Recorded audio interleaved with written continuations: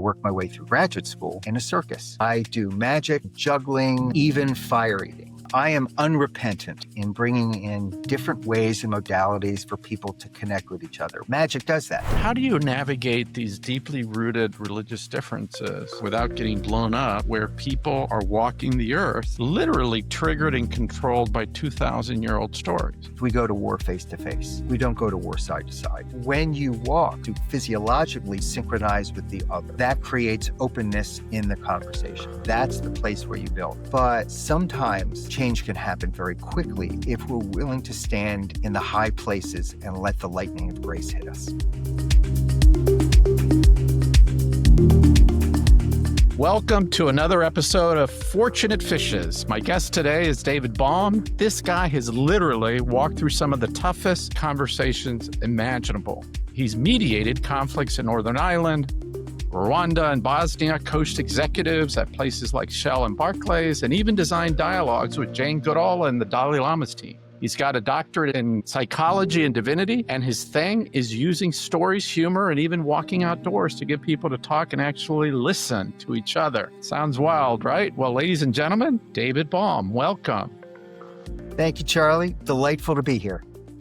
Well, let's get right into it. You've worked your way through grad school by performing in a circus, eating fire and juggling, and now you consult with 5 Fortune 500 companies. How did that journey happen? And did those wild circus experiences shape how you deal with people in conflict zones today? Oh, interesting question. Okay, so let me just give you a little sense of what my background is for your listeners and viewers. Early on in my life, I got a doctorate in psychology, particularly social or group psychology, which I tend to think of as a horizontal view of the world. I later went on to become motivated and get a second doctorate in divinity, which I tend to think of as a vertical conversation. So if you think of that as an overlap space, that's the world that I operate in, helping people find meaning and heart in the connections they make with the world. But all of that, who I've worked with and what I've written and where I teach and who I consult with, most people don't remember. What they do remember is that I worked my way through graduate school in a circus. I traveled a little bit with Ringley Brothers and I traveled with an Irish circus. People have said many things about me, but boring has never been one of them. In fact, the former chief investment officer of TPG, and I probably think of this as one of my highest compliments, once said, anytime I have a question, an issue, something I need to work through, David is always my first call, but fair warning, he's not a McKinsey guy. I'm not exactly sure what it means, but I think it translates enough to know that I am not a typical in the way that I work. So the way that I think it comes into play is this. I am unrepentant in my work in bringing in different ways and modalities for people to connect with each other, whether it's in mediation and in tough conflict situations, or I'm working with individuals or with groups. And I do it for two reasons. The first is Meister Eckhart, the great Catholic theologian, once said, we change through delight. And I believe that the one thing that we are all looking for in this world, which is getting fairly heavy right now for many of us, is to bring some sense of delight into it. But also in anyone's business world, in anyone's work world, in anyone's personal world, if you do what I do, differentiation is always really important. How do you create separation from the other people who do what you do? And more importantly, gain the attention and trust of the people who we are with. And what I am also unrepentant about is that I do magic and juggling and even fire eating with some of my clients in the most interesting of situations. I have experienced, most recently, a few months ago, fire eating in the Himalayan mountains in India with David, and in New York, and in Florida, and in the Midwest. So behind me, I have the actual fire eating instruments from every time. And you've written a book about it. So tell the audience, what is it? So I learned fire eating when I was in college. I was actually taught by a very well-known magician who many of you in your audience would know, Penn Jillette. We went to similar colleges. He went to UMass, lived in Greenfield.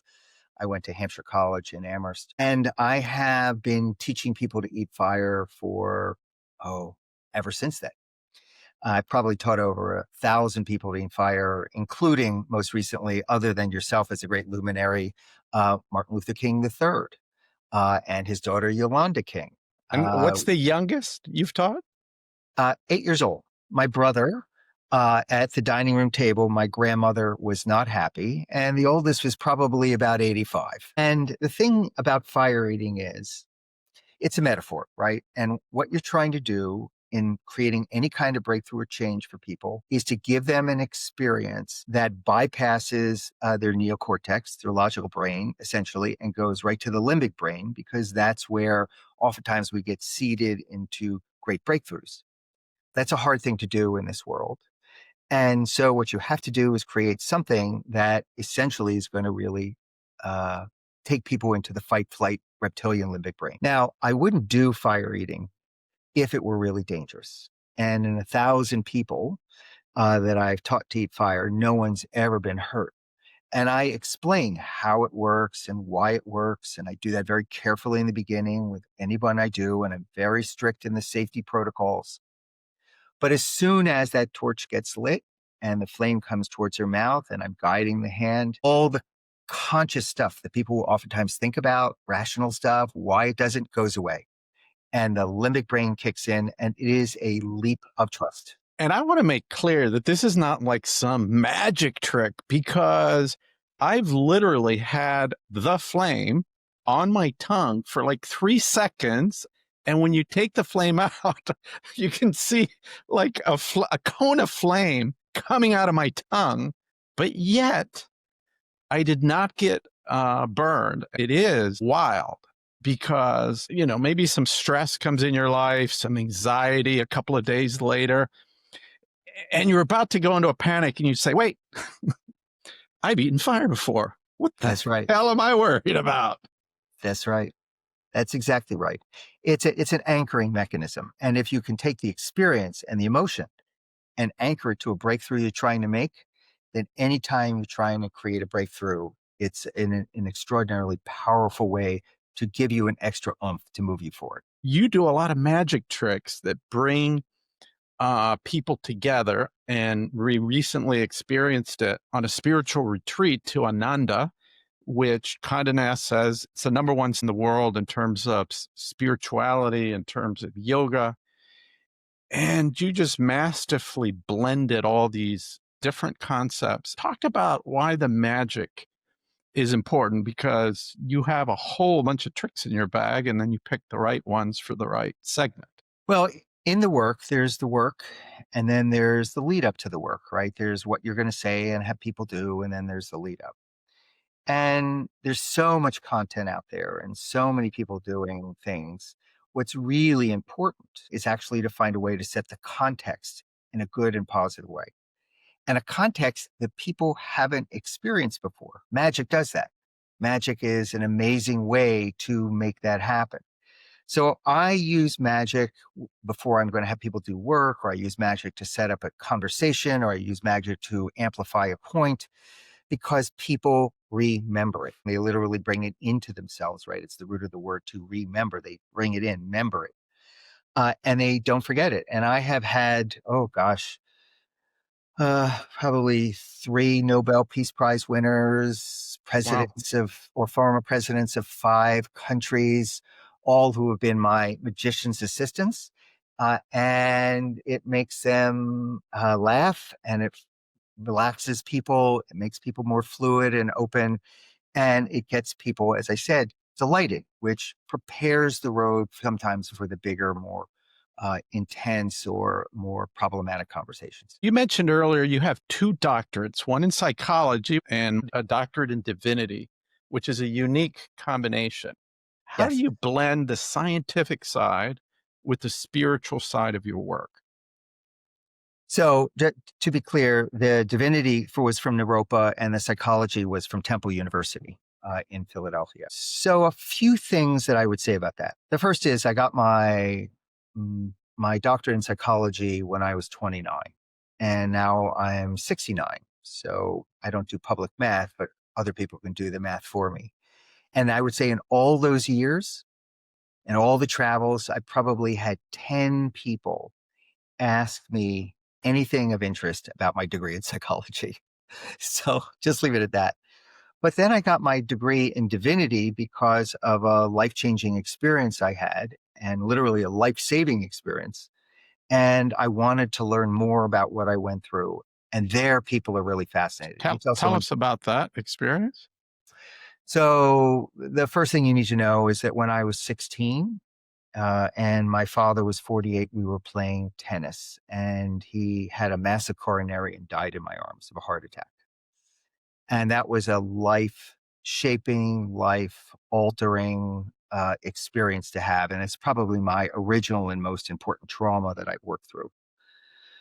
But then when I was 42, I was with my wife and we were in Lima, Peru, and we were about to get on a plane the next day and fly to Cusco and hike into Machu Picchu. And at 42, I was in the museum and all of a sudden I collapsed on the floor with chest pains. They did a quick assessment. They essentially medevaced me back to the United States, where I didn't have a heart attack, but I had angina and I was an immediate candidate for quintuple bypass surgery. And the doctors told me that had I flown to Cusco, which is at, I think about 10, 15,000 feet, I would have gotten off the plane and been one of those people that had just dropped dead right there. And I, by the way, I had been married at that point to my wife for less than a year. And I was terrified that I was going to make her one of those stories, the Right. newlywed whose husband dies. And that experience really got me asking bigger questions, but I wasn't getting bigger answers. So I decided to go back and get a second doctorate, which was based in the works of the mystics and prophets across all the traditions. So I'm not clerical, like I'm a priest or a rabbi or anything like that. But what I am is someone who has really studied the mystical and prophetic traditions across all of them, whether it's Hasidism or Sufism or where it is in Buddhism or whatever it's going to be. That's what that program is about. And this is awesome. And you and I connected over this. I have about 4,000 books on religion. You and I and Amparo and your lovely wife, I'm looking forward to meet, Terry, are yes. going to go to Turkey, and we're going to retrace the steps of Abraham. And as you know, I'm writing a book that brings in the three Abrahamic faiths. And my book, coincidentally, starts in this area, very, very, very close to it. But you brought in your father who died in your arms when you were 16. And my mother, as you know, just passed. And I'd like you to tell us the story of how your mom and dad met and how your mom was accepted into your family, which I think is a wonderful, beautiful story. Yes. Well, my mother, who died about 5 years ago, she was an amazing force of nature. And the story goes like this. Every religion has an origin story. Every people's has an origin story. And every really human being who's going to be watching this podcast has an origin story. So this is mine. I come from a mixed marriage. And what that means is my mother was a Brooklyn Dodgers fan and my father was a New York Yankees fan. And that's the way it was in New York in 1953. So my mother was from Flatbush and my father was from Riverdale in the Bronx. So Brooklyn and the Bronx. And my mother was gorgeous and bright and funny and sharp and very, very special in terms of her personality. But I come from very humble stock, very poor. I mean, they were first generation immigrants and they're, escaped, many of the family escaped the Holocaust. So when my mother was 18 years old, she managed to talk her parents into letting her go to Miami Beach for spring break, her first year when she was in Brooklyn College. Now, she had never been out of the tri-state area, never. But she went to Florida and she stayed at the Fontainebleau Hotel, which Beautiful. probably Miami Yeah, Beach. I do. And she got into the elevator on a Thursday night. And there she met my father in the elevator, who was 10 years older than her. They knew each other from Thursday to Sunday. And on Sunday, he proposed. He proposed. Now, please, I don't buy a refrigerator unless I really done the research for at least a year. So this was inconceivable. And you can imagine as a parent, if your daughter did this, or I as a parent, a father, my daughter did this, I would be hysterical. Well, now take it back, basically 70 years, and it's even more unrealistic. And my mother called back to her mother and she said, guess what? I'm getting married. Oh my And God. my grandmother's jaw dropped. And my father gets on the phone. He goes, "Hello, Ma." And my grandmother says, "Put Bernice back on the phone." And then she says to my mother, "Bunny, come home now." So my mother goes home, my father goes home, and then they start the shuttle diplomacy. So my father makes the long trip from the Bronx to Brooklyn, where he meets his in-laws, and they're a little skeptical, but he is handsome and adores my mother and promises he's going to take care of her for the rest of his life. And they fell in love with him immediately. He was just wonderful. And then my mother had to make the trip to the Bronx to meet my father's parents. So this is where it gets a little dicey. It's not a tenement, but it's not a very expensive place. The kind of the place that some of your listeners in New York might know. Black and white tile in the hallways, 5th floor walk up. The whole building smells like kasha and corned beef and cooking brisket and all that stuff. And my mother walks to the door and she knocks on the door. And my grandmother, my father's mother, answers the door and she opens the door. And my mother puts out her hand and she says, "Hello, Mrs. Baum. And my grandmother, who is very much older world, looks at my mother and she says, "I know who you are. Follow me." And then she turns around and whisks my mother into the living room. Now, let me describe my grandmother. She was about 5'10". She dressed all in black. She had a very thick accent. She had a hair in a white bun. She had crepe sole shoes that squeaked when she walked on her kitchen floor, and she was in her kitchen about 9 hours a day. And she had a personality that was once described as warm as a pickle. So she brings my mother into this living room, and all of the furniture in the living room, all of it, had been cleared out except for 21 chairs around the outside edge and one empty chair in the middle. And all the chairs were filled with friends and relatives. And that one empty chair sat there. And my grandmother puts my mother in the chair. Now, remember, my mother's 18 years old, Oh, very man. naive, never traveled almost anywhere in her life. She's basically getting a Star Chamber Inquisition. She sits her down and she looks at her and she says, "Now, Bernice, before you should marry our boy Stanley, we of the family have 2 questions we would like to ask you. Question number 1, what do you want from the family? And question number 2, what are you willing to give to the family?" And then she waits. 18, never traveled, very naive, nothing. So my mother kind of smooths her shirt down, looks the pickle square in the eye, and she says, "Mrs. Baum, what I want from the family is your love and your recipes. What I'm willing to give to the family is my love and grandchildren. I have nothing else to offer." And then she just sits back. Everyone's looking at my grandmother because she's the power source in the family, right? The decision maker. She's the decider. She thinks about 10 seconds, looks up and goes, "It's a match." What a great story. And that was the origin of how I came into the world. Wow. And how long after that did they get married? About a year. Yeah. Wow. That's amazing. That is something. Wow. Yes. So I come from a literal force of nature. I mean, she was. My mother, who was at Georgetown, meets my father, who's from Panama. He had a very thick accent. English was a second language. He didn't really learn it until he went to college. And, he was in med school, but still, imagine calling her father in Daytona Beach, Florida. And there's some guy called Carlos Alberto Garcia Aguilera. That was going to take her back to Panama after they got married, which is what happened. I was very lucky that my grandfather and grandmother, who's my Mm, grandmother sounds like the pickle also. She was Jewish too.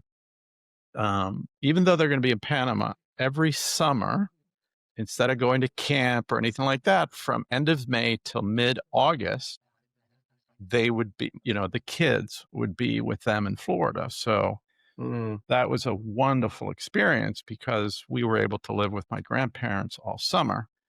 yeah. And it was a really nice thing. My mom was up here most of the time.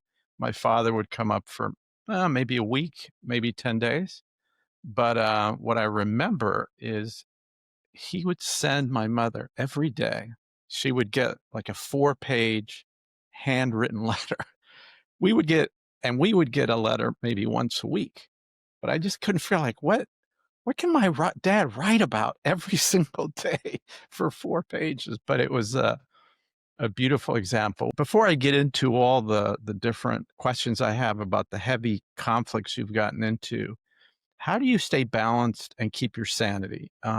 Your site says that you have a habit of climbing a mountain every day. Is that literal? Do you Yes. meditate? Do you have daily practices? And then I know that you're a passionate bird watcher, which I'm sure fills you with lots of joy and energy. So talk to us about how you recharge your batteries when you're dealing with conflict all the time. Mm.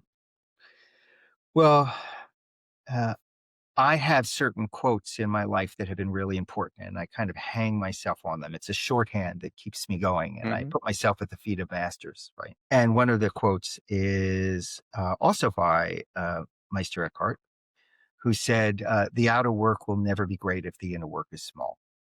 So I fervently believe that if you are going to be out in the world doing the kind of work that I do, you have a primary responsibility, no matter what, to take care of your inner life first.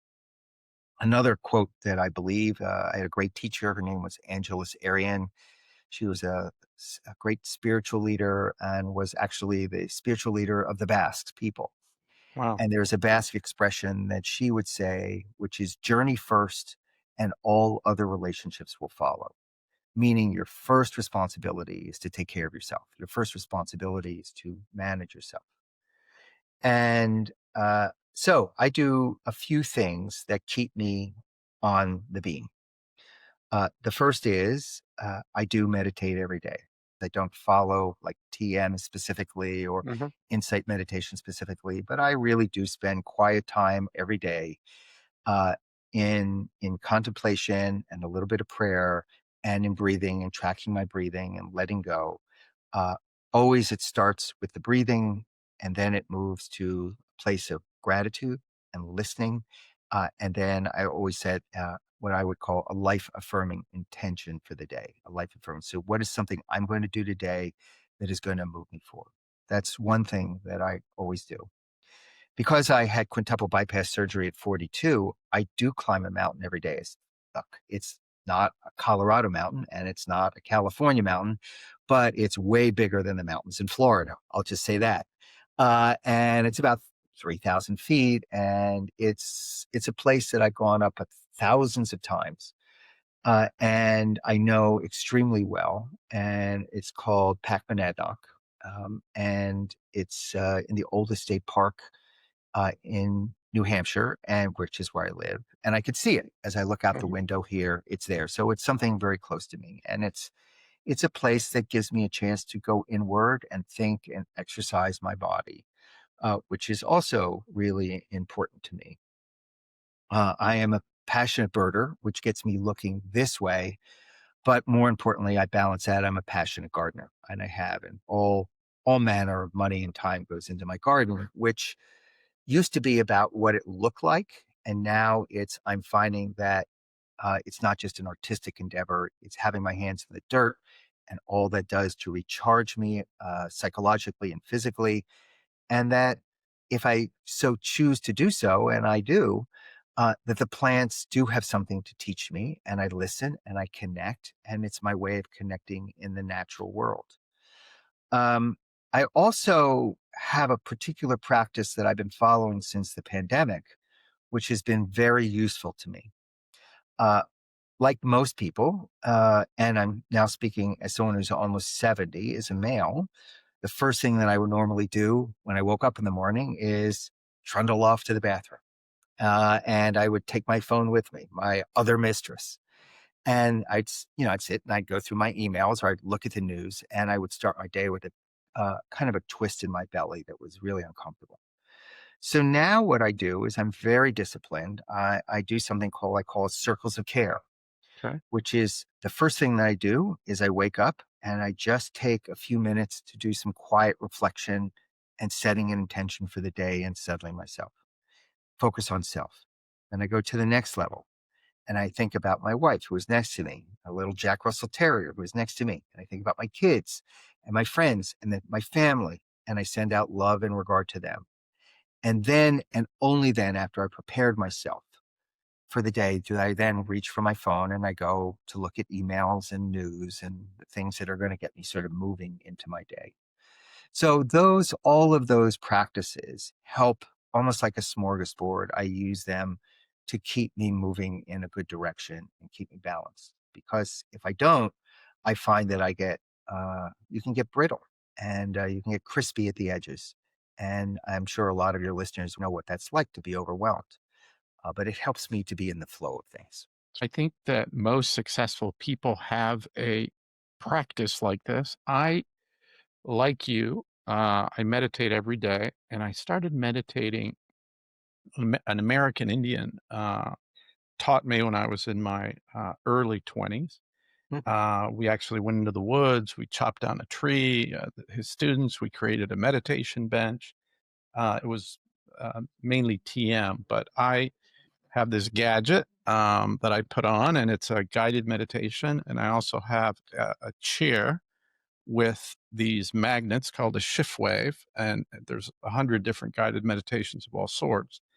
But I also start the day, I have a animal spirit deck with 72 different cards. So I pick Mm, one and I meditate on that particular animal. And then I have a card, also 72, but it's the 72 Hebrew names of God, which are represented on that painting right behind me. So I'll pick one of the cards and then I will say it out loud in front of there. I'll find it and I reflect all day on that one attribute. It could be mercy, it could be courage, it could be faith, it could be humility, whatever it is. And then also the energy of that particular animal. And there's different animals that represent earth, fire, air. Um, but then also, I live on a 23-mile beach. So mhm. walking barefoot for 10,000 steps on the beach is just tremendously relaxing, and it lets your mind flow before you get into the whirlwind of your life. What I'm going to learn, I just heard this from someone as a practice. Both his parents died some time ago. I actually interviewed him on this podcast, and he talks to his parents every single day. Mm, And I have a picture of my mom behind me, but I have a picture of my mom and dad on my night table. Actually, also my father-in-law, who I'm very close to, and they've all passed. So, starting a practice, and I wanted to ask you one other area because you talked about going inward, and I have done many spiritual journeys with shamans and other spirit guides. And I've never done it for pleasure. I've always done it for inner work. And it's literally transformed my life. I've had an opportunity to do it with my 4 children, also guided them all personally. Tell us about that because I know that you work also with indigenous people and you have also gone on your own spirit journeys. And I'd just like to know how that's influenced your life. mm. Well, that's had actually a huge influence on my life. I became connected with Native communities in North America, principally when I was in my mid 20s. So it's been that long. I have been traveling up to northern Canada to the Agama Anishinaabe, people of the deep water on Lake Temagami for many, many years and have been an adopted member into that community. The medicine woman of that community is like a sister to me and a great friend. And I have been privileged to have been part of many ceremonies where I have been invited into in initiatory moments. And it has taught me a great deal, as you can imagine. Uh, Here would be a few things that I've gained from those experiences, whether they've been in sweat lodges or time on the land, which you would call a vision quest, or the Anishinaabe would call going up on the hill, or in other ceremonial dances, particularly out west where I've done it with the Lakota. But here are a few things that I've learned. Uh, the first, and I think this is really important, is that we are, as you were referencing earlier, always supported by the ancestors. We're always supported by those who have gone beyond us. And one of the things that I think is wonderful that your friend does, and I do as well, is to hold the ancestors as being with you all the time. They're there all the time with you, and they are a resource, and you can ask them. In fact, in the islands in the Pacific, there is a prayer that is done, and the prayer is based on the belief that your ancestors are always with you. And they say this prayer to you. There's a wish that they have, and the wish is, may this be the one, may this be the one who breaks all the old binding family patterns. You know, whether it's alcoholism or abuse or whatever, may this be the one. And so the belief is our ancestors are always there. And I don't believe in the West, we call on them enough. And I think that's one of the things that I really learned. The second, of course, is we live in a very youth generated culture right now, but native traditions, elderhood is incredibly important. And elderhood is different than being old or elderly.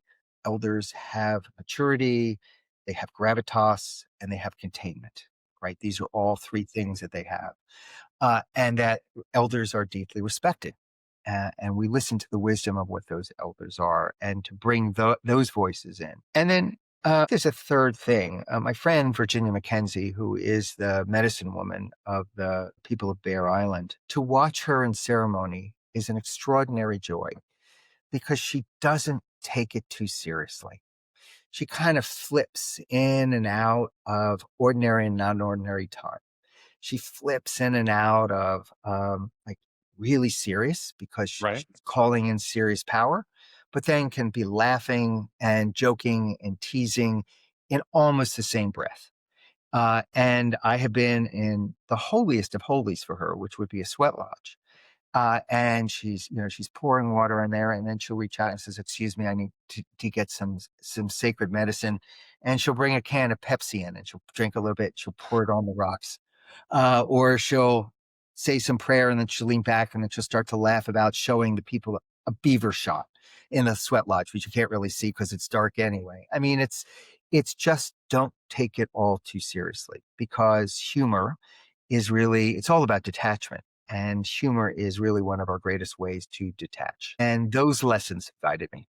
Since we were in India, I got inspired by Gandhi's many 21-day fast. And I went on a 7-day water fast, water only, Wow. for 7 days. And it was transformational.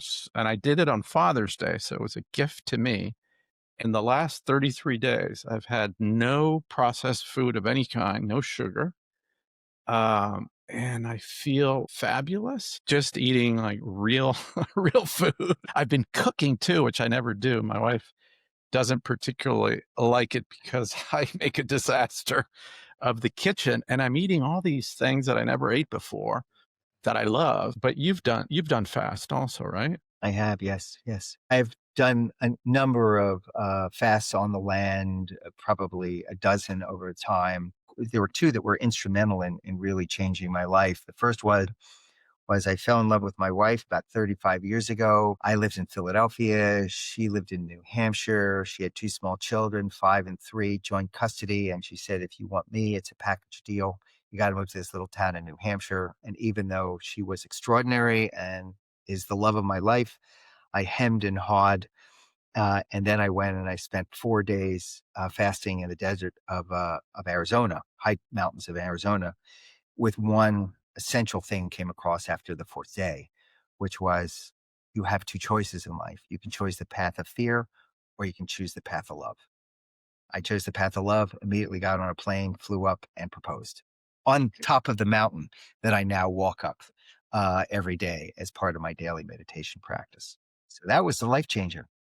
And then there was another one that has always been a great teaching for me, which is I remember I did a 4-day fast in Northern Canada. And in that tradition, you don't find a place, you are given a place and you're set on that place. And the medicine woman sent her son, James, to take me up to this top. And he starts cutting, and they had been in the middle of a drought at that time. And so there were no fires allowed. And it was a really hard time for the area. And he took me up to the top of this hill, a bluff, climbed up the top, and in their tradition, they make a hogan, a place that you stay in. So he cuts it, he puts two branches together, and then he looks at me and goes, "So, Dave, you serious?" I said, "Excuse me, Jamie? Just, you're serious?" I said, uh, uh, about what?" He goes, "Well, your time on the land. Are you serious?" I said, "Yeah, I'm serious. How come?" "Oh, what do you mean, how come? How come?" "Well, it's my life, and I'm freaking serious about my life." "Oh, okay." And he goes, he starts cutting more branches. And I look at him and said, "Jamie, what are you doing? What's this about?" He goes, "Oh, you see, the spirits, they fly overhead and they see the quality of your lodge. And if it's beautifully made, then they know you're serious and they'll come and visit you. So I need to know, are you serious?" And I said yes. And he made the lodge. And as soon as he made the lodge, as soon as it was finished, huge thunderstorms started rolling in. He says, "Okay, Dave, gotta go." Off he went. And it rained for 4 straight days and it broke the drought. And so when I came home and you come back into a sweat lodge and then you come back to a feast, it was one of the most humbling experiences I'd ever had, sitting at a table and people started knocking on the door. You're like a And then hero. I was like a hero. And they You came know. in and they all knew I was out there. And they all came in and they just said, "Miigwech, thank you. Chi miigwech, many thanks. Thank you, Dave. Chi miigwech, thank you for what you did for our people. Thank you for what you did for the land." About 40 people came through. And where was We this? This was in Lake Tamagami on Like in Bear Canada? Island in Canada. So you can imagine how humbling that was. And what I really got from that experience is two things. One, if you are going to be going into the world of the mystic, if you are going to be invoking God, if you're going to be invoking the mystic, whatever the languages you want to use, you better be serious. I'm not sure if I can use certain language on this podcast, but let me just say it. You don't fuck around with a mystery. If you fuck around with a mystery, you're going to get hammered. That was the first thing I learned. And then the second is we think we do this work by ourselves, but we are always being supported and guided and engaging in the communities in which we're in. And then when you do spiritual work, you are doing it not just for yourself. You are doing it for those who have come before you, for those who will be coming after you, and for the people in the communities that you care about and you love. And if you use that as an anchor, it will take you through harder times. I've made huge life decisions moving from Cambridge, Massachusetts. I went to Harvard. I was teaching at MIT, and then I ended up going to Colorado based on a journey that I had with the universe and the spirits talking to me. And you listen and you process it and you take it seriously, and your life literally changes for the better. You've done conflict mediation in places like Northern Ireland, Bosnia, Rwanda, some of Yep. the most dangerous situations imaginable. How do you even begin to get people who've been at each other's throats to actually sit down and talk? Mm. You do it slowly. That's the first thing. We're so used to working quickly. Speed is very useful for ideation, but it is not really useful for connection. And it's not really useful for depth. And by the way, this is another reason why we spend time in the outdoors, because the outdoors teaches us that the the natural pace of the universe is slow to medium, right? So you have to go slow to medium. That's the first thing. The second thing is what has been very helpful to me is that in all of the situations that I've been placed in, uh, I am not a content expert. I'm not. Northern Ireland, I'm Jewish. In Rwanda, in Bosnia, is no, I mean, I have no sort of horse in the race, so to speak. And so to have a kind of an objectivity that keeps you open and people know that you don't have a particular bias when you go in, I think is incredibly helpful. And the most important thing from my point of view, and there's no secret formula behind this, it's what most people want more than almost anything else is to be seen and to be appreciated for their perspective. And you may not agree with it, you may vehemently oppose it, but if you were raised in the way that they were raised and had the experiences that they had and had the traumas that they had, you probably see the world in exactly the same way. So to give people the ability to know that they've been seen and to move at a slow pace, to build trust slowly, and at the end of the day, to try and find what is it that we have in common? What is the thing that we share? And then that's the place where you build. When I went to Northern Ireland, Bobby Sands had just died in prison. It was during the beginning of the Troubles. Bobby Sands was with the IRA and he was captured, he was put in jail, and he went on a hunger fast and he died. And he started a movement of prisoners of the IRA by the British government, literally starving themselves to death in protest, which was an unbelievable act, obviously, of martyrdom. And I was asked by the Protestant Catholic churches in Belfast to work with the community so the neighborhoods didn't explode. And you can imagine the history and anger and the the tender times that it was. It was a tinderbox. And it took me 2 days, 2 days of working with these communities to figure out what was the one thing that they could agree on beyond their grievances and their history. And what they came away with after 2 days of hard work and discussion was neither side, they could all agree, neither side wanted any children to die.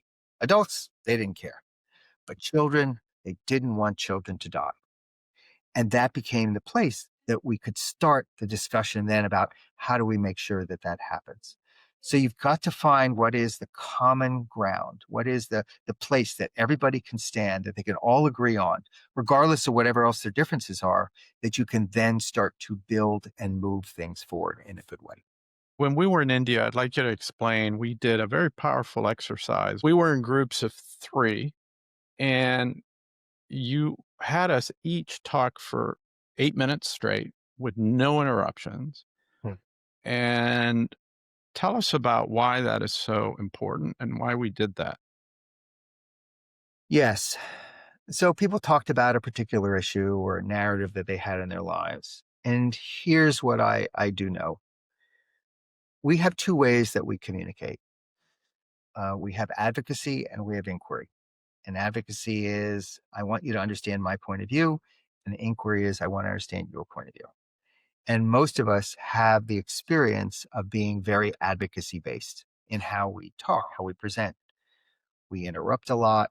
We don't listen as well to others. We basically listen for the pause in which we can respond and give our point of view. Uh, and most people do not ever have the actual experience of being able to quietly hold space for another human being. So even with very successful people, the people that were on our trip, which was so wonderful, people who have had a lifetime of opportunities, many of them had never had the experience to actually talk for just 8 minutes and no one interrupts them and they're holding the space. So it wasn't just powerful for the person who was talking. 8 minutes is enough time to bypass the natural, okay, I'm going to wait it out for my moment. You just have to really sit there. And many people, they don't, unless maybe they're at church, don't have the opportunity to sit and listen to someone talk for 8 minutes and just quietly take it in before they would reflect back any places that it took them. And it was very interesting with this fairly high powered, sophisticated group. A number of the people in the group really struggled with not being able to come in and correct or ask the helpful question or guide it forward. And what you really come to realize is that most people have their own answers. And your job is really to listen to what they need to say and very gently guide it in a particular direction. But most people have the capacity to come up with their own best guidance. And it's an act of hubris when one sort of tries to intervene to help. We live in a world of helpers, right? Go on Instagram, it's helpers everywhere. But there's something in there that I think misses the point, which is that there's an act of arrogance that we have when we try and help others to understand our point of view. And that helps to bypass that.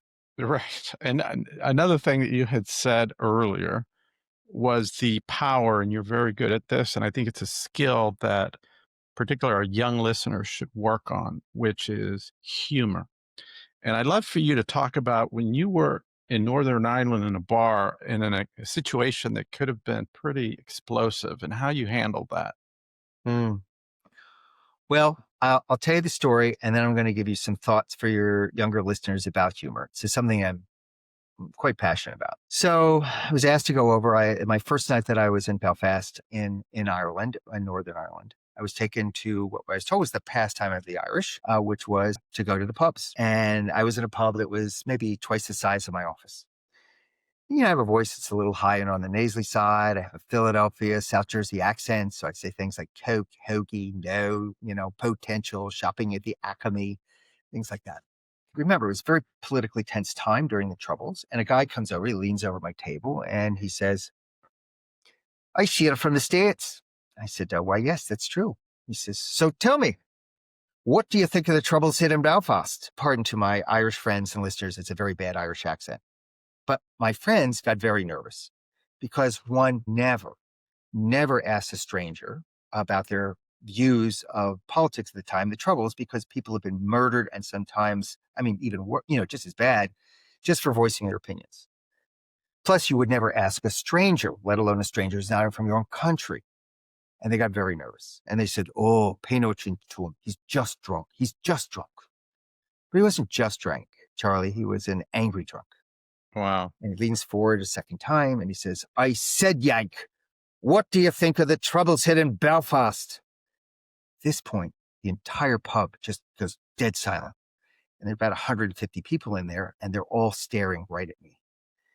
And then he leans over and he says, "I said, Yank, tell me about the troubles between the Protestants and the Catholics now!" And he slams his fist down on the table. So I slowly stood up from my chair. I looked him in the eye with my best John Wayne impression. I took off my jacket to reveal underneath the t-shirt that said, "Don't shoot, I'm Jewish." The pub sort of roars in loud laughter. Then he leans over and says in a loud stage whisper, "Hi, but are you a Catholic Jew or are you a Protestant Jew?" And then he wouldn't let me answer the question. And we actually became good friends. So here's the thing about humor. The word humor I love the roots of words. And the word humor comes from the same root as the word human, humidity, humus. It means moisture. And when we lose our sense of humor, we become brittle. We get dry. And one of the values of humor is when we laugh, we don't laugh at our sacred cows. And we have so many strong attachments in this world to our sacred cows. But when we laugh at whatever it is that we have, it releases things a little bit. It allows us to detach. And where we do not laugh shows oftentimes where we have over attachments to things. When people go, "That's not funny," that usually means there's some work to be done about letting go of our attachments of the way we think things should be. And if two people can find a common place to laugh together, to find humor and grace in that, it is oftentimes one of the greatest ways to bond. And so, yeah, it's a very important tool for anybody. Yeah, I agree. I started writing for MarketWatch. It's a sister Okay. publication of the Wall Street Journal. You have the Wall Street Journal, Barron's, and MarketWatch. Every article is satirical, sarcasm, dark humor. It's like finance topics, and I would read them to my mom, the draft, when she was still with us. And if she laughed a few times, I Kept it I in. got it just right because I figured you may not agree with me, but if you've had a tough day and you read this, you're going to get a chuckle, a laugh, and you're going to learn something because I think when you anchor something with humor, it's almost like they say a picture is worth 1,000 words. And I think it's the same thing, especially with satire. But David, can you share one of the most dramatic transformations that you've witnessed in your work? You know, someone who started out full of hate or resistance and then completely changed their perspective.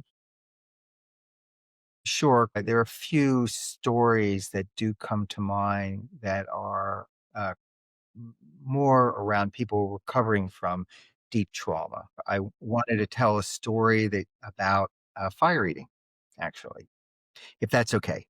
Of course. Uh, so I was teaching a group of people to eat fire, and I was working at a place called Ivy, which is a University of Western Ontario, at the Richard Ivy School. It was the third day of a 3-day program, and there were about 30 people sitting around in a circle, and they kind of knew each other, and they'd all work in the same company.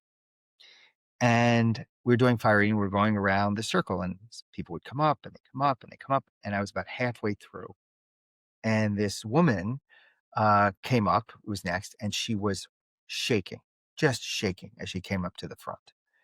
And I was watching her and I thought to myself, I'm going to have to give her some real courage. I'm going to have to get her to support herself. She's really frightened. And so she comes up to the front and I say, it's okay. I'll take care of you. It's all right. I'll keep you safe. I'll do the things that I was normally saying. And she leans forward and she says, can I tell you a secret? I said, sure. She said, when I was 4 years old, I set myself on fire as a young girl, and it's traumatized me ever since. I don't have a gas stove in my house. I never allow a candle to be lit. We don't have a fireplace. I will not be in a room that has a loud fire. I am terrified of fire. I was stunned. I took a deep breath. I said, okay. I said, do you mind if I share this with the group? She says, no, be my guest. So I shared the story. Literally, when the phrase you could hear a pin drop, people could hear a pin drop. So we go very slowly. She puts the torch in her mouth. She takes it out. She does the second time, takes it out. I said, you want to do it a third time? She says, no, I'm done. We blow it out. The place just erupts into screams of cheers, of adulation and encouragement. And she says, does anyone have a cell phone with them? I need to call my family. So we took a break and she calls her family. She puts them on speakerphone and you could hear her children sobbing in the background. They're so excited. That was a very humbling moment for me. It really defined the way that I project what I think courage ought to look like versus what it really is. And that I was I was in the presence of a master of courage. More importantly, it really taught me that emotional change, traumatic change, oftentimes takes a long time. And it is, are you serious? Are you willing to really to do the work? But sometimes change can happen very quickly if we're willing to stand in the high places and let the lightning of grace hit us.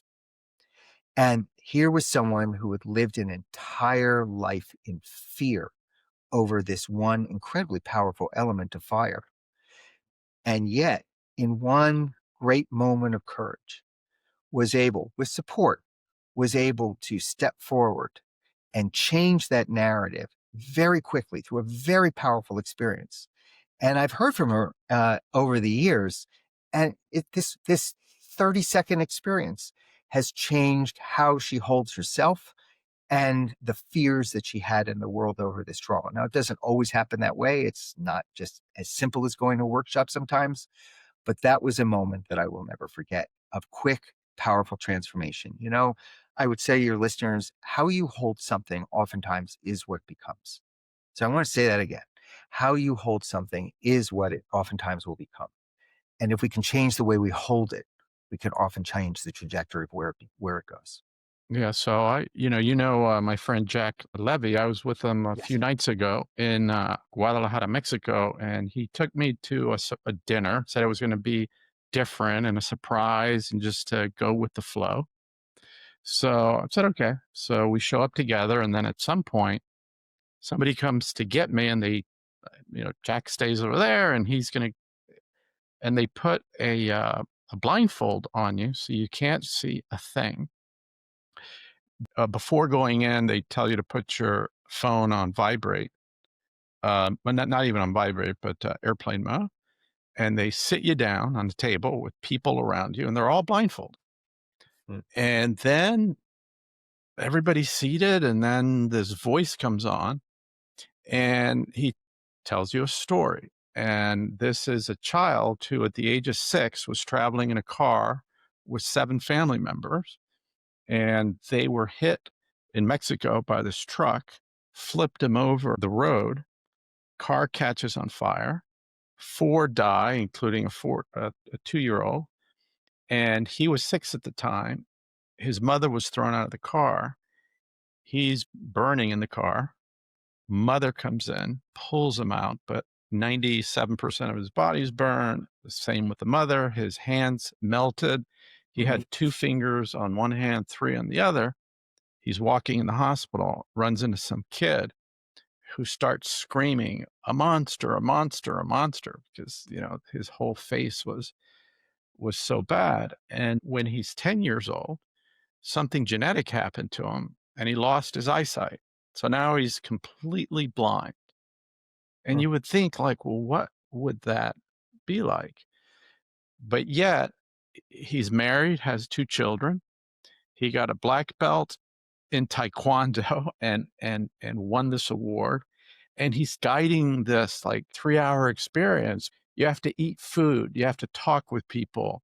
They'll put the music really loud, and it's like you can't hear anything. And he starts talking about time when he's in the road trying to like cross a busy street, but no one will help him. Mhm. Or and you just think to yourself how grateful you are. And they're playing music, and at the end, before they told us to take off our blindfold, there's like this beautiful piano music. It sounds like Chopin, like, oh my God, like, it's amazing. And then you take off your blind and you see him playing the piano with basically 5 fingers that Whoa. he learned. And the lesson was just, it's not what happens to you in life, it's how you respond to it. And his wife was there.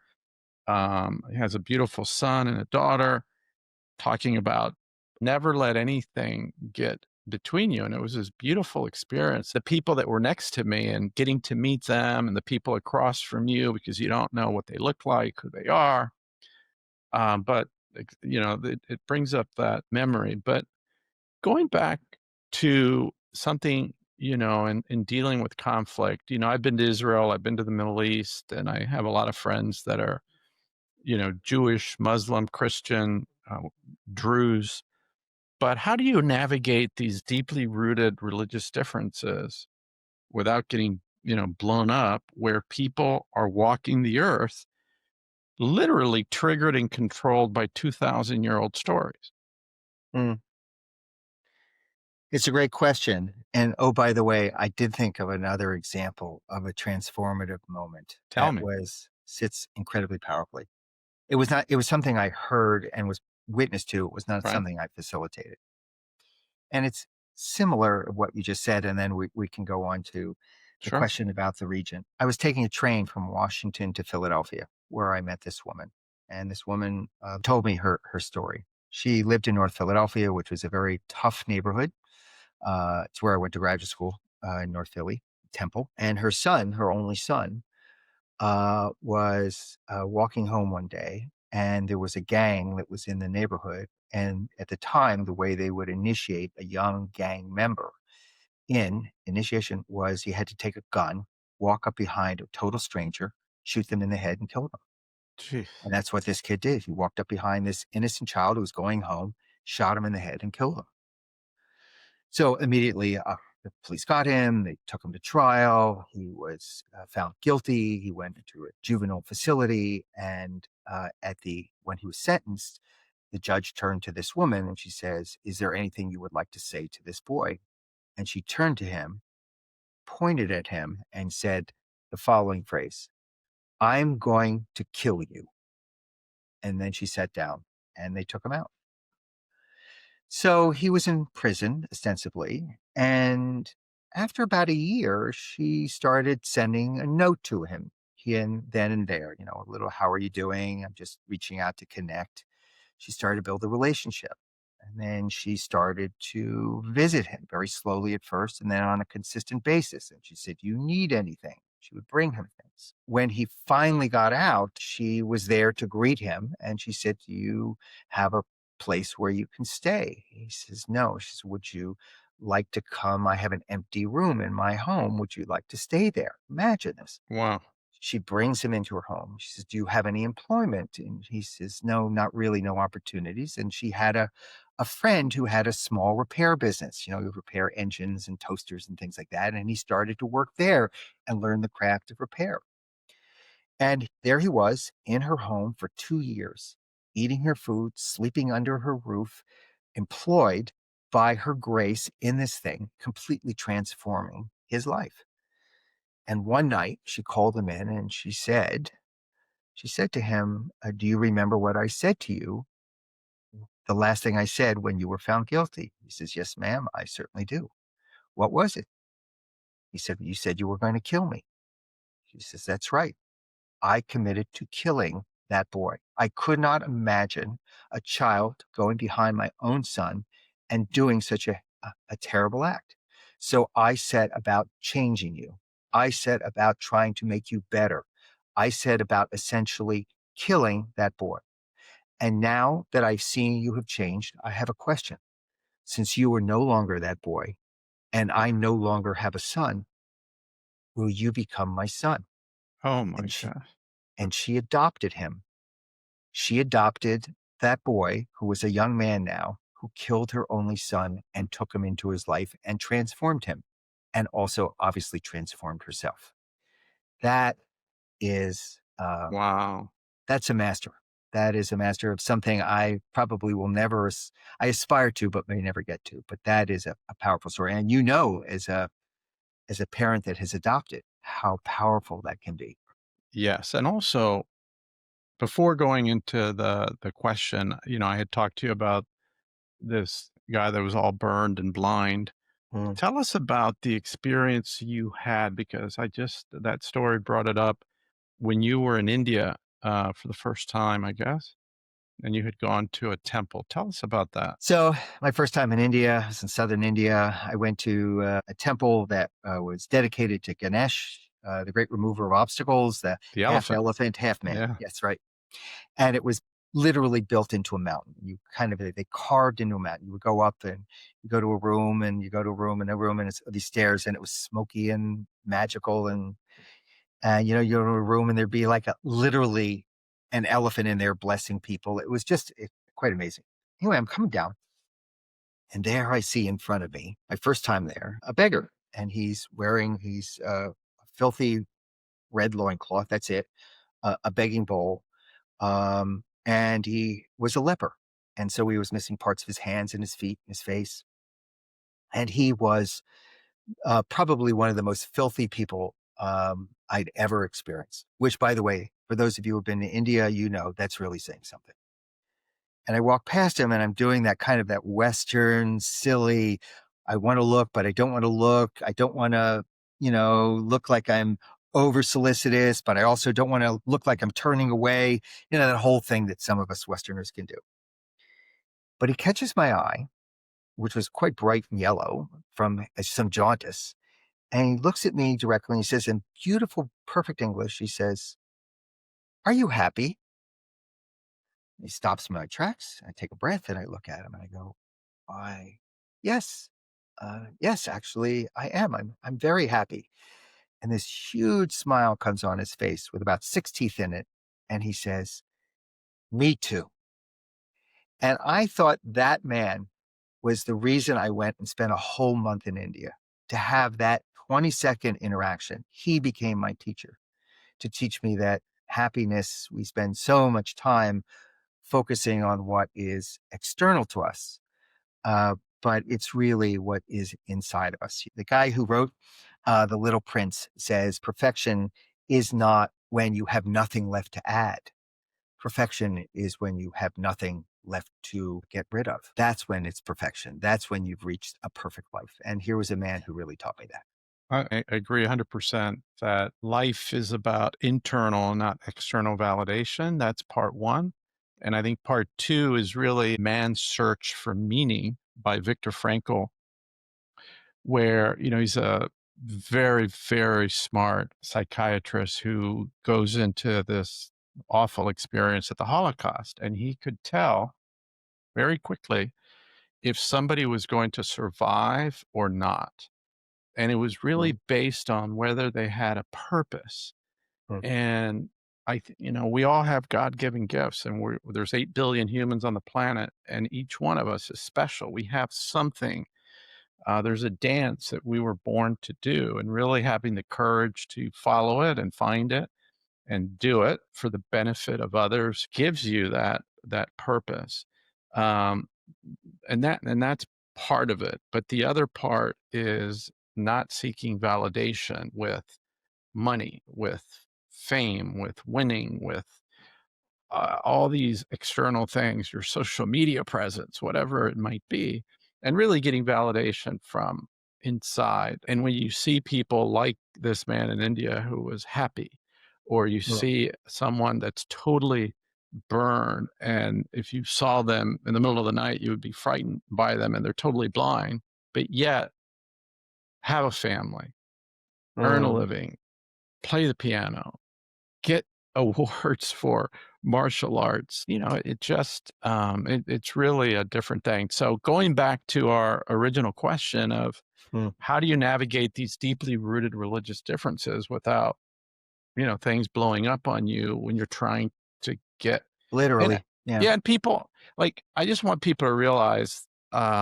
first I've been to Israel many, many times. And I remember the first time I was there was a Jewish family in the West Bank, settlers, and they had become friends with the mayor who was Muslim.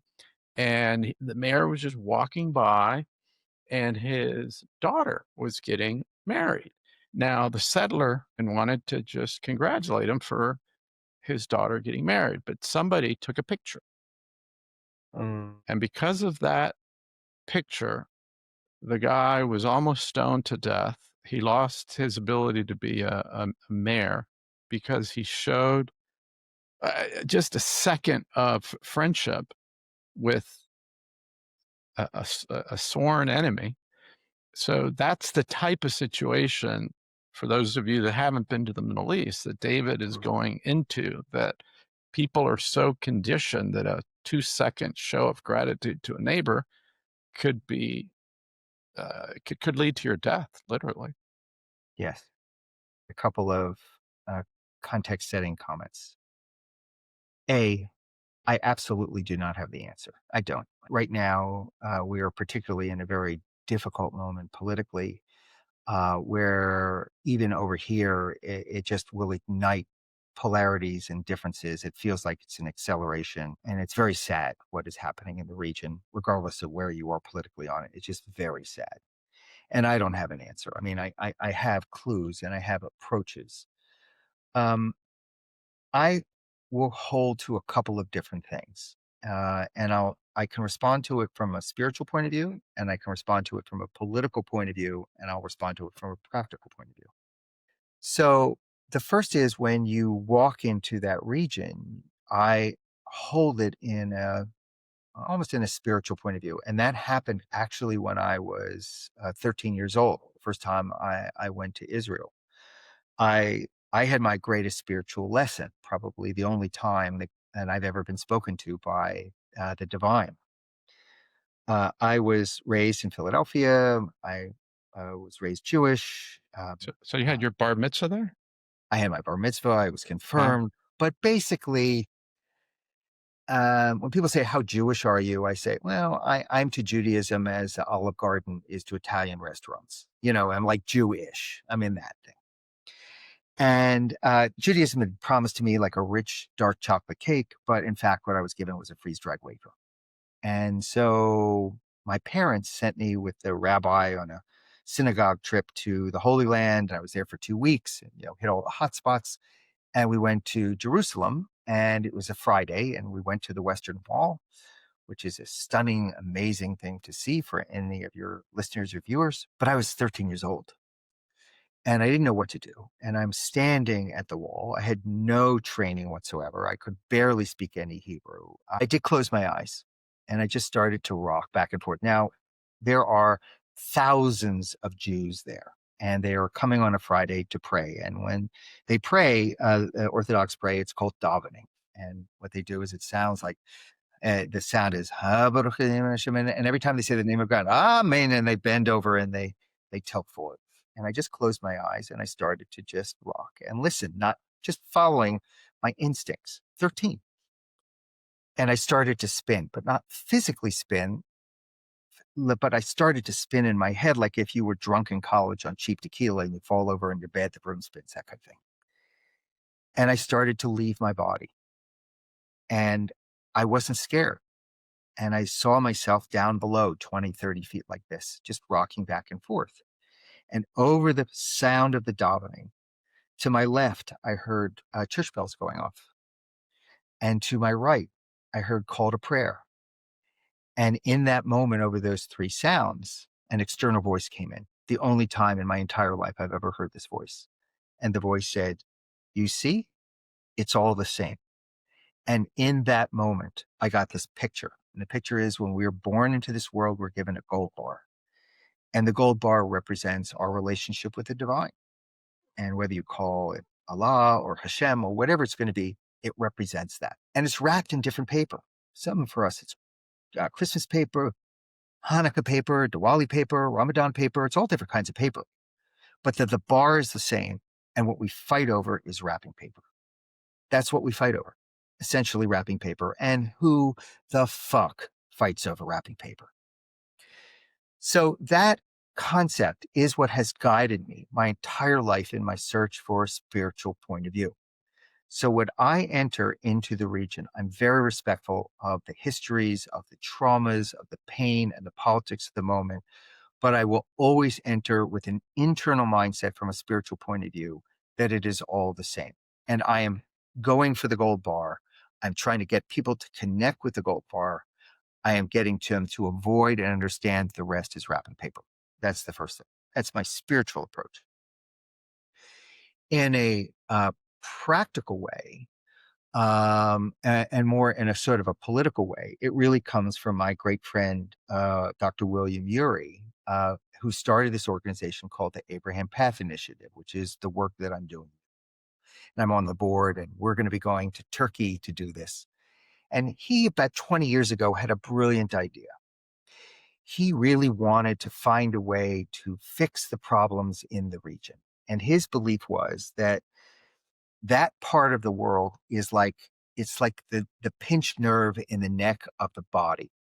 And if you can relieve the pinched nerve, the whole body relaxes. So if you can fix what's going on in the Middle East, the whole earth system starts to relax.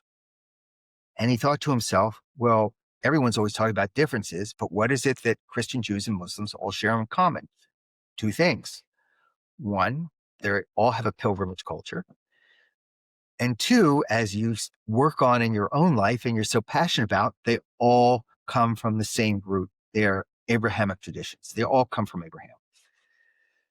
So everybody has peace fatigue right now, and certainly no one wants to talk about peace in the region. But how do you create a peace initiative without raising the word peace?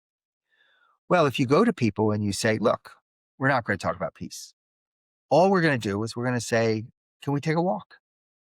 Can we go for a walk in celebration of Abraham or Ibrahim? Can we walk parts of the region that we know he probably went through? And you're Christian, I'm Muslim, you're Jewish. Can we walk together, shoulder to shoulder, in conversation without pushing the agenda, just in conversation and walking forward, what would that do? And so the Abraham Path Initiative's intention is to basically create the path that Abraham walked when he started in Turkey and then made his way all through the region, getting people at various sections to walk together and talk. Now, what happens if you can actually fulfill this thing? Right. Well, cross-border issues, landmine eradication issues, economic development issues, landmine eradication, all the things that you would normally do in a peace process will naturally occur just through this common idea of let's take a walk. Can we do this together? We don't have to get into it. And I've had the opportunity to walk there numerous times, and it's an extraordinary experience because people, when we are shoulder to shoulder, it is different than when we were face to face. Yeah, and I was going to ask you about that because you've done that a lot. The why the walking is so important, and also I learned this from Richard Branson, who had Bishop Tutu and Mandela and other leaders, and just going for a 15-minute walk with a quote unquote sworn enemy, supposedly, Yes. and especially in nature. Why is that so important? Have you found? Yes, actually, that's my primary passion right now, my passion project. I'm writing a book called The Three Walks, which is about walking conversations, not just the practice of walking by yourself, but how do you walk with another? How do you walk in groups? And the power of walking versus the power of sitting. And it's not a singular thing, Charlie. I think it's more actually a kind of a smorgasbord of a variety of things coming together. But here are a few things to consider. The first is we go to war face to face. We don't go to war side to side. So when you are walking with someone, you are feeling psychologically safer. If I went up to you at a party, for instance, and I came and I took my nose and I leaned it forward and touched your nose, you'd legitimately freak out. Yeah. But if I came up to you at a party and I leaned in shoulder to shoulder, it'd be probably a much safer feeling that you would have. So that's one thing that happens. The second thing that happens is that when people walk, like clocks or like if people are clapping, as you get people to start clapping together, they will naturally synchronize to each other. So when you walk, you are at a pace that actually encourages you physiologically to synchronize with the other. And that creates openness in the conversation. Third thing is when you are in a verbal conversation in a group or just another person, it often will move at the pace of the fastest person, right? The person with the ideas and snacks. But when you are walking, it's an equalizer. You actually move at the pace of the slowest person. So it is a more inclusive process. And then I think another really important idea is that two things. The first is when you're in nature, it gives you the opportunity to bring in things that take your mind in different directions. So it hits parts of the brain in a different way, but also brings in different points of conversation. So if I'm sitting at a board table with you and talking, it's all business. If I'm on a walk and a woman comes by pushing a baby carriage, I could say, "Oh, isn't that kid cute? Charlie, do you have children?" And then all of a sudden, it's a deeper conversation.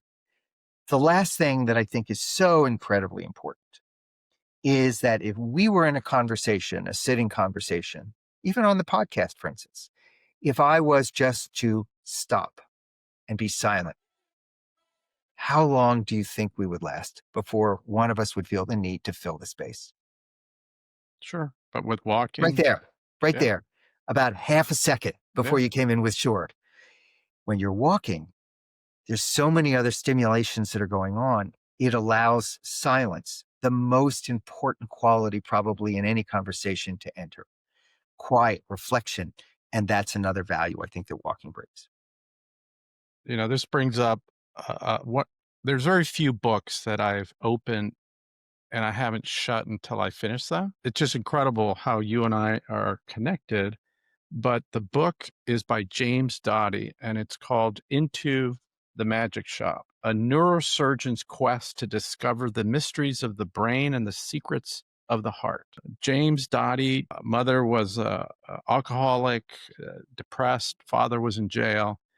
He was 14. He was an F student, and it was in the summer, and he's riding his bicycle, 1968, and he goes into the strip mall in Arkansas. There was a magic shop, and the owner wasn't there, but his mother was. She was like a hippie, but she gave him some cookies and said if he came every day, she would teach him how to meditate, and basically taught him not only transcendental meditation, but how to manifest. Relax your body, you focus on your breath, then you tell yourself that you love yourself, you love others, everything that you're doing is for love and good intentions, and then you use your five senses to project into the future a future life or a future experience. And you do this for about 20 minutes, and he started to do that. And the next thing you know, not only does he graduate from high school, he decides he wants to be a doctor. No college would accept him with his grades. No medical school would accept him.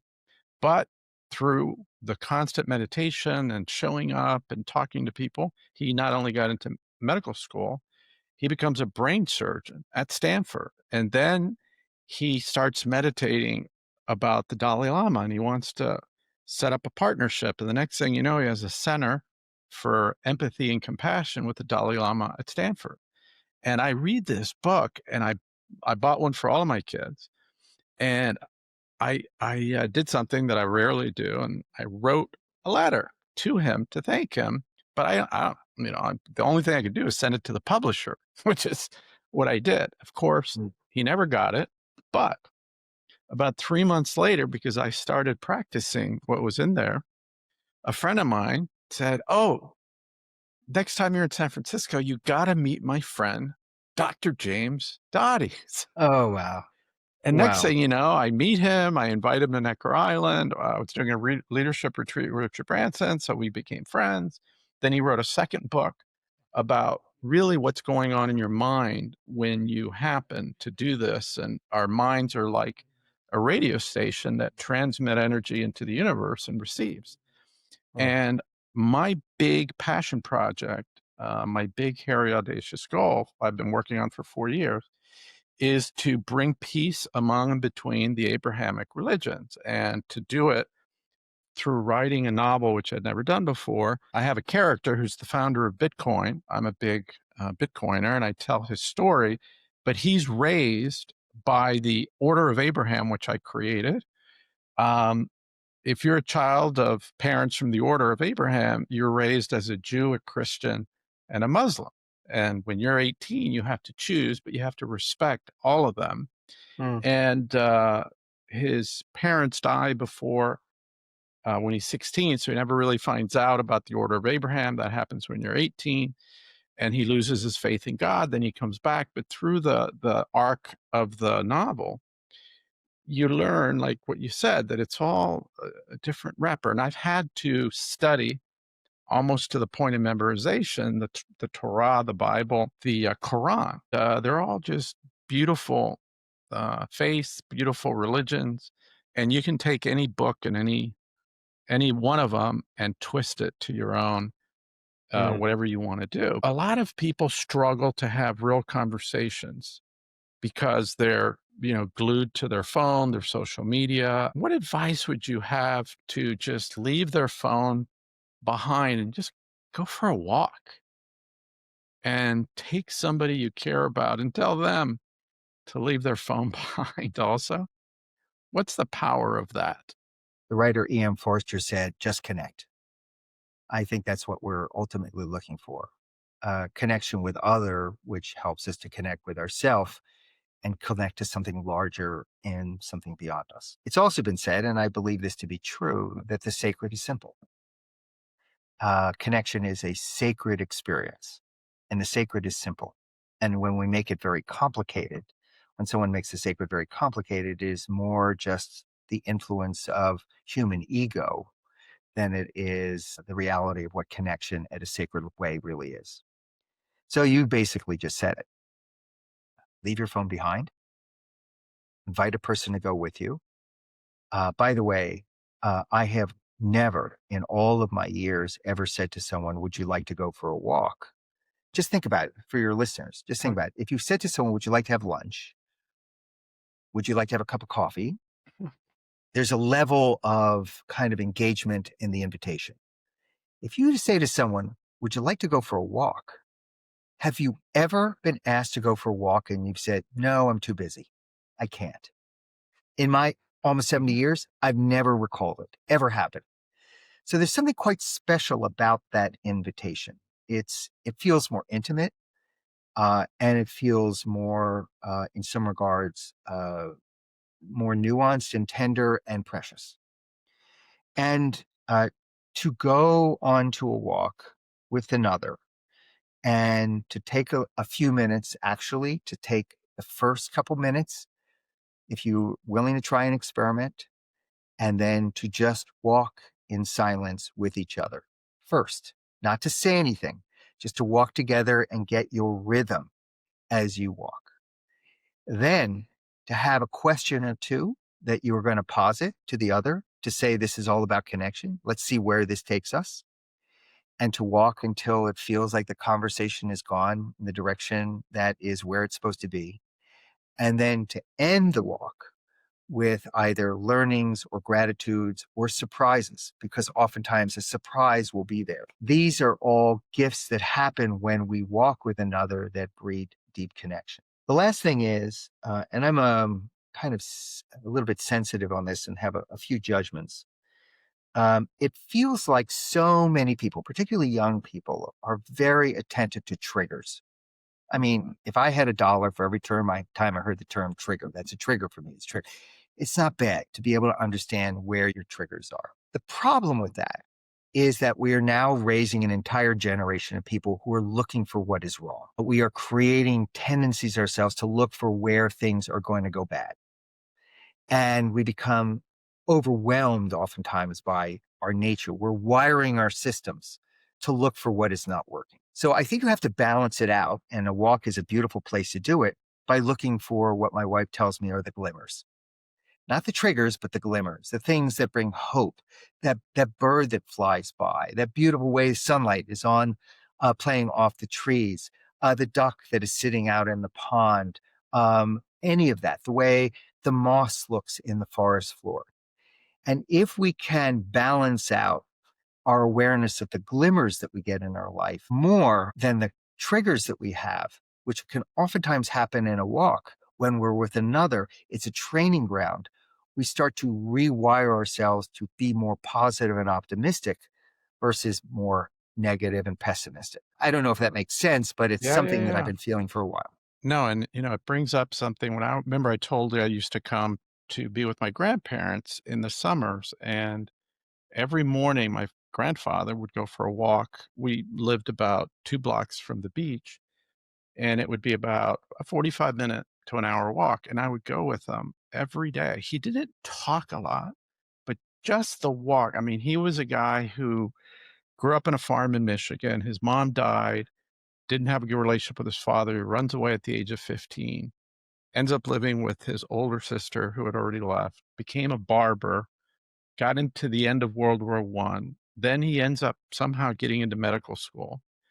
And then he becomes a country doctor in Mississippi, goes into World War II as a colonel, lands in Normandy, is the chief surgeon at the largest hospital for the French resistance outside of Paris, gets all kinds of awards, comes back. He decides to set up an integrated hospital in Mississippi, 1946. And he gets called by a judge and says, Mac, you and Susie, my grandmother, and Pat, who was his partner from World War II, another doctor, because you delivered my son in 35, my first son, I'm giving the three of you a chance to get out of the state within 24 hours or you're going to be lynched. He was the head of the Ku Klux Klan because my grandfather wanted to integrate a hospital.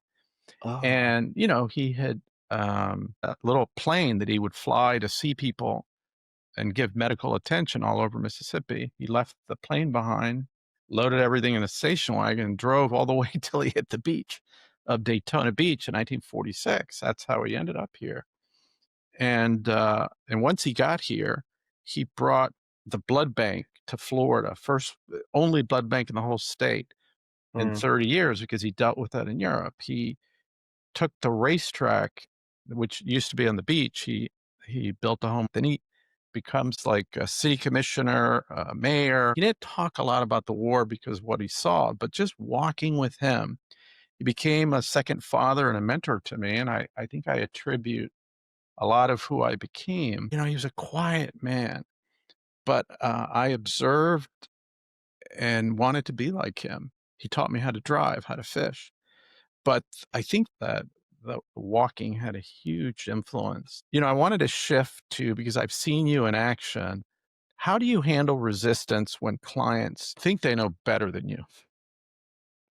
The outer work will never do great if the inner work is small. Where most people get in trouble who work with groups, and I think, it's practice and a lot of failure and putting yourself in group situations a lot. But generally, the big issue is that most people will find their way through if you do not come in too quickly and intervene. Most people who facilitate groups do not understand the power of silence, because what happens is if you have not done your own inner work, when stuff it feels like it's going out of control in the outer work going on, people will oftentimes feel anxious, and in that anxiety they'll come in and try and intervene too quickly, when if you just let the silence play and quietly sit and don't say anything, I mean, really, don't just do something, stand there. And oftentimes I will literally have my hands in my pockets, and you would see if you watch very carefully, I'm going like this: 1,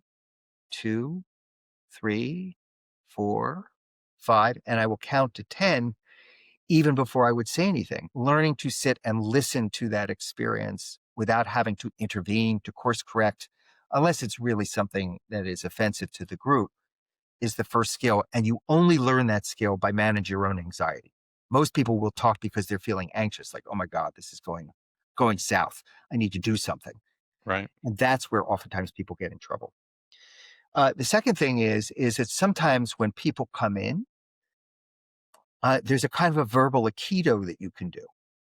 So if someone asks a challenging question, what you can say is, in a group situation, I hear the question, but what's the statement underneath that you're trying to make? And sometimes they'll challenge with a statement, and then you can say, I hear that, but what's the question you would like me to speak to? And so sometimes you just take the opposite of what someone is saying. But remember what I said earlier, at the end of the day, what most of us all want is we want to be seen and we want to be heard. And when someone thinks that they are way smarter and they're always coming in with the answer and they're always trying to show you how smart they are, how wise they are, how more experienced they are, what I'm really listening for is, where are they wounded? Where are they feeling insecure? Why is there such a strong need that they have to be seen? And if I can find that and speak to that and ask them, is that really what you're looking for? Is that the best way you can bring that forward? People have a tendency to shift, to change, to look again. The word respect, and that's, I think, something we all want, comes from Latin respectar. It means the willingness to look again, to glance backwards, to look again. And I try and bring respect into each and every conversation, no matter what. And that oftentimes can be very helpful. Right. And you've mentioned many times inner work, and I want you to be very specific to our audience what that is, what it means, and why it's so Mhm. important, how they can go about it. Well, there's a saying in the religious communities that says, many wells, one river. And it means that it all essentially goes to the source. When I say inner work, what I mean is, find yourself a teacher, find yourself a practice, find yourself a willingness to learn and transform yourself, and be committed to that. Go to the question of, do I want to be a better human being in this world? And there's hundreds of different ways to do this. hundreds of different ways, but to find things and then commit to them, to be serious about it, right? That's the question. Are you serious? Are you serious about your growth? Are you serious about your patterns? And then find someone who is further ahead than you, that will challenge you, that will work with you, that will push on you, and will burnish the edges off of you. I think I've been doing this work since I was 16.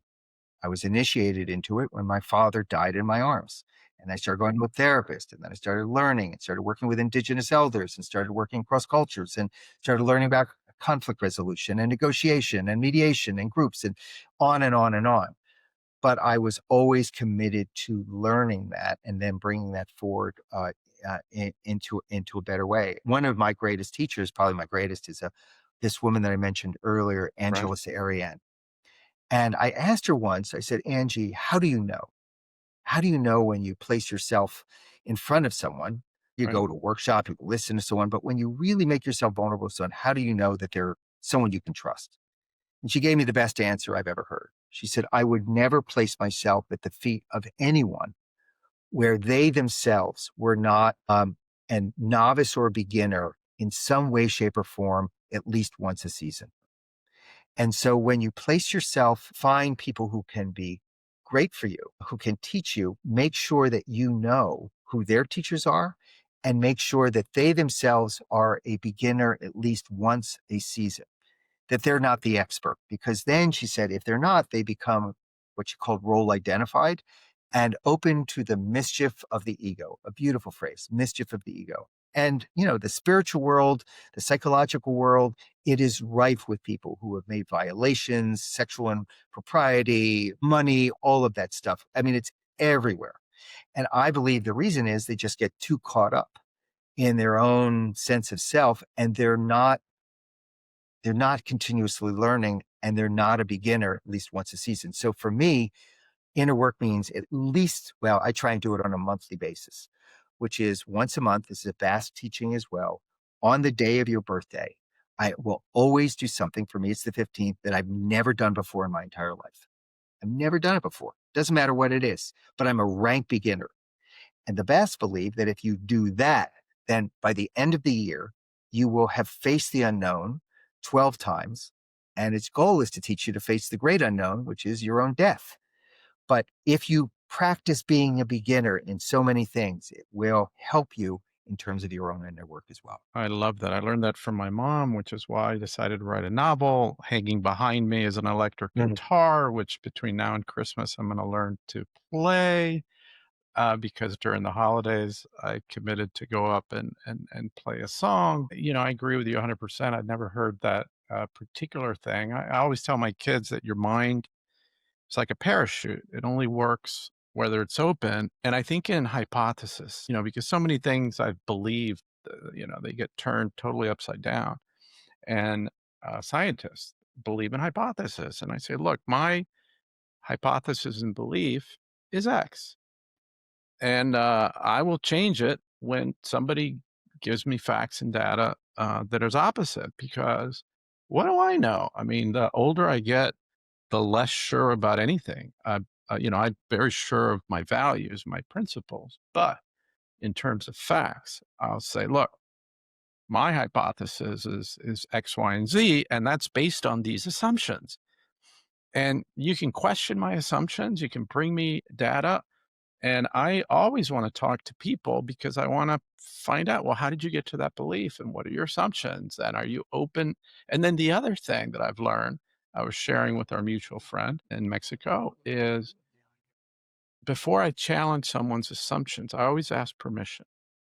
Mm, And I've never had someone say no, just like you said about going right. for a walk. So I would say, David, do you mind if I push on that? Are you open to it? And if you say, "Oh, Charlie, go ahead and push," then Beautiful.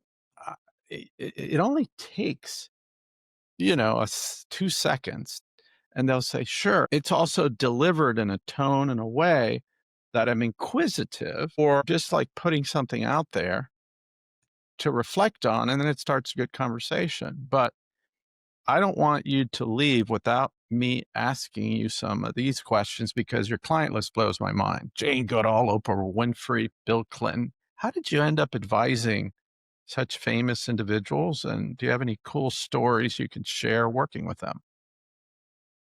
Yes. I'll tell you a Jane Goodall story. I would say that would probably be pretty amazing if someone did not who Jane Goodall was. She is our foremost primatologist, but more than that, she is a speaker for the environment. She did an incredibly amount of famous work in studying chimpanzees in Tanzania and Gombe. She is a global ambassador for peace out of the United Nations. And through her program, Roots and Shoots, is deeply committed to bringing young people and nature together in a positive way for the environment. She's our greatest, one of our greatest environmental ambassadors. An extraordinary human being, by the way. Extraordinary. So, this is one of my best stories about how you meet and work with someone. So, I was asked to, would I be willing to work with her in a coaching capacity and work with her individually and help her with her Wow. board and some of the And transitions? how old were you when this happened? Was it a long time ago or? Yeah, maybe 10 years ago, Okay.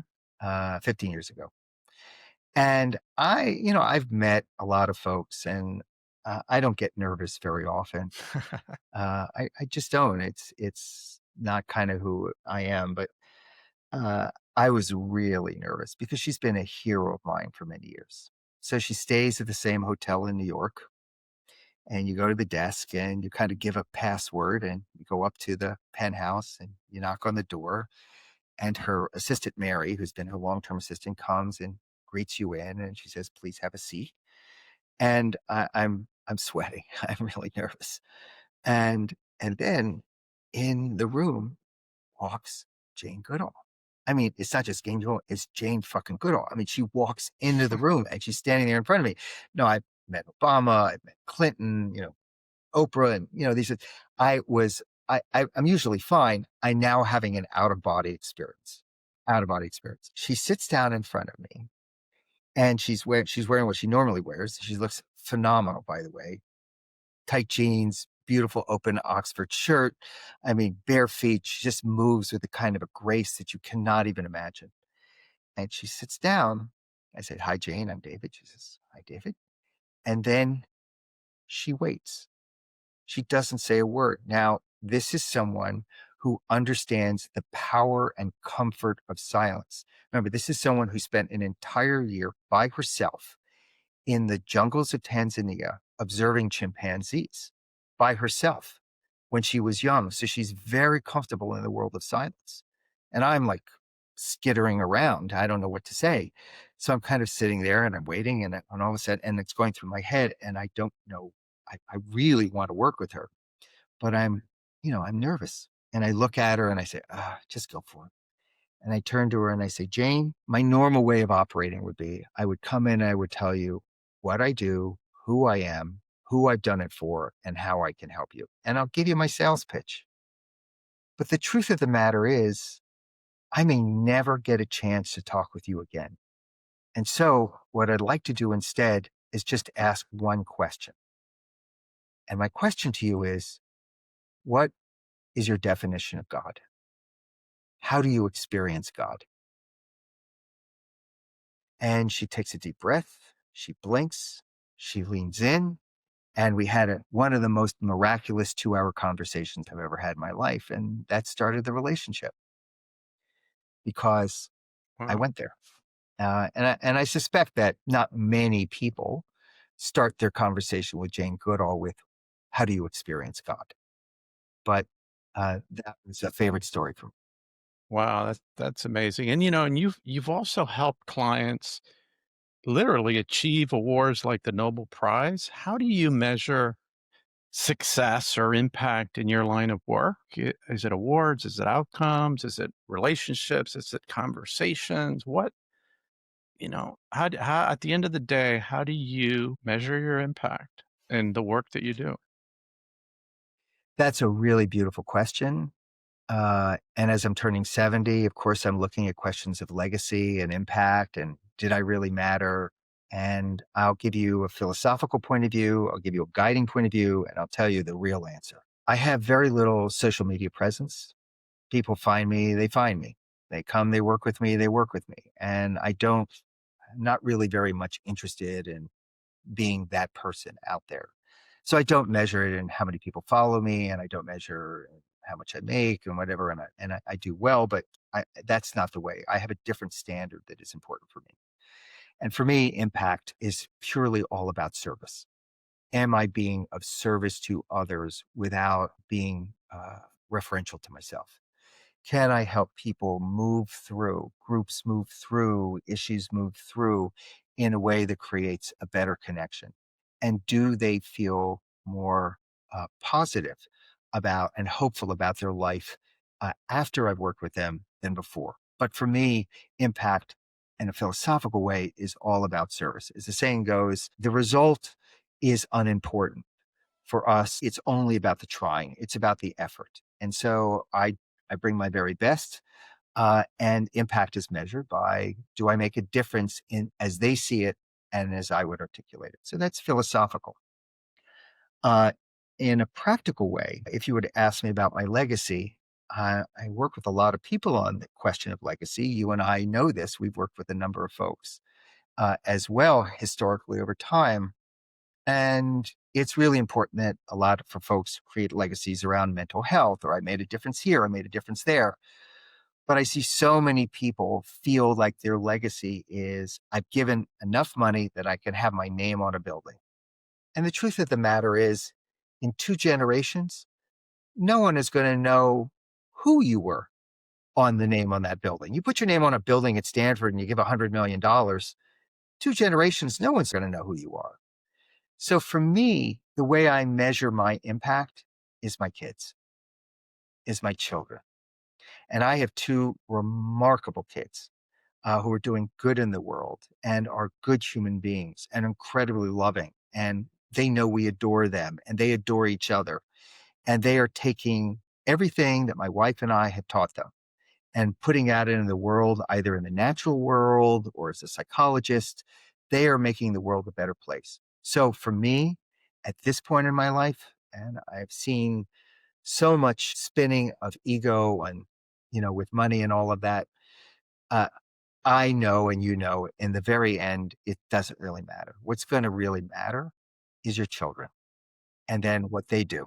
Yeah, and it's the seeds that you leave in the world. I'll share with you that Mm, I believe that you're only going to be remembered how you made people feel and the impact you had in their life. And my mom passed, and I'd been here for 15 months, and my older sister kept wanting me to write the obituary because I'm a writer and a storyteller like you. But I said, no, I'm not going to do that. It's bad luck. I'm like, my mother's alive. Why would I write an obituary? mm, And I had long talks with my mother about her life, and just I moved here from Colorado to spend 15 months with her, and I would take her to movies and to play bridge and to dinner and do things. And it was just wonderful until, the last 6 months, she couldn't get out of bed, and she, her weight went down to about 55 pounds. But it was, every day I walked in the room, she had a big smile when she saw me, and I was so grateful to be here. But I wish she could have read her obituary because the day that she passed, I spent 5 hours writing it, and I've shown it to you. I put it out into the world, and it's a gift that I have to be able to showcase her life. And I was thinking to myself today, oh man, I don't want my wife or my kids to do this for me. So today I wrote my obituary, and I said 101. So I got a ways to go, right? But and then the other thing I did is I wrote a eulogy, and 90% of my eulogy is my family, my kids, my immediate mm. family. What I'm doing presently, I'm trying to change the world through Art360 to touch 3 billion people on the planet, is one little sentence. When I did the eulogy, I actually shared it with my mother, my kids, my wife, and they all had edits, by the way, because I was projecting into the future. I'd even picked, kids, grandkids' names, well, Yeah, that's not so going to go too far. yes. But then I had to think, as a father, what do I see as my kids' potential? What could I do with them individually? How could I be part of their life in a meaningful way and really help them realize their full potential? And at the end of the day, my children, the only thing they want is my presence, to be in their life, to be present. And, now that I have 3 grandkids, having them call me is such a trip.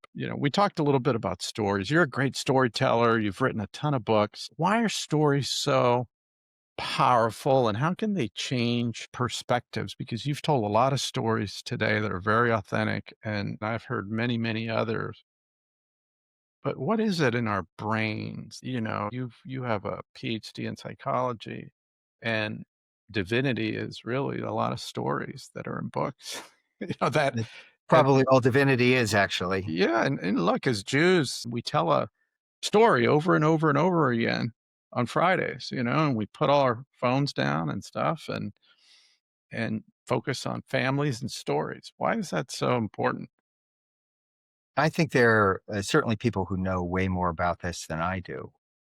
So I say this with a lot of humility. Stories are really the shortest distance between two people. And at the end of the day, we are really nothing more than our stories. And what does that mean? It means that we are both our experiences and the ability to be able to share those experiences in a deeper connection. I think it was Eldridge Cleaver. No, I think it may have been Stokely Carmichael. Let me go back, but I'm not even sure of that. Who said, "Don't tell me what you believe. Show me what you do, and then I'll tell you what you believe." And for me, if I was to take the analogy forward, a story is a way of showing people what you believe. It's a way of translating your experiences and sharing your beliefs through those experiences to others. And so, if someone were to tell me their belief system, that would be one thing. If they were to tell me a story about their life that exhibited that belief system, that is a level of authenticity that I can connect with more easily. And I also think that we are, as a species, like walking. Remember, what did we do when we were early humans, those many tens of thousands of years ago? Human beings are probably the only species that populated the planet through walking. We are a Oh, yeah. walking species, literally.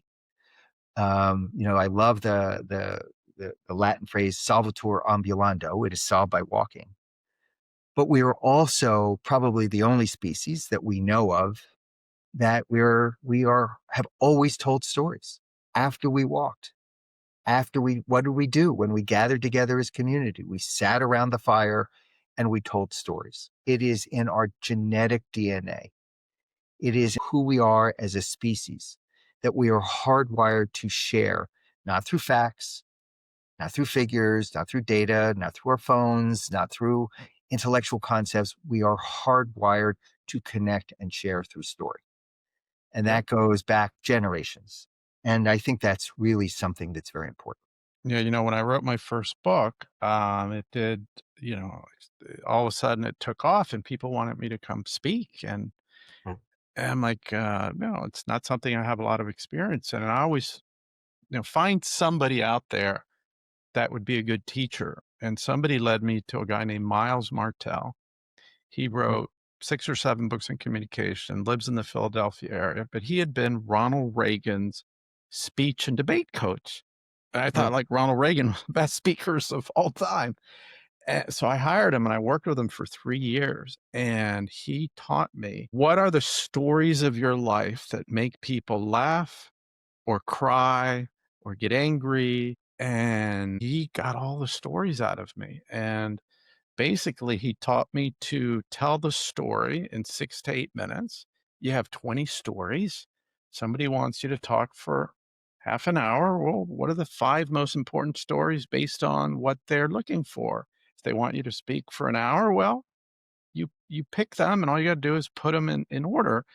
And before graduating, after 3 years where I had to tape everything and he would look at them and sometimes at first he would just listen to the audio. He wanted to listen to my tone. Then he would turn the audio down and he would just look at my movements.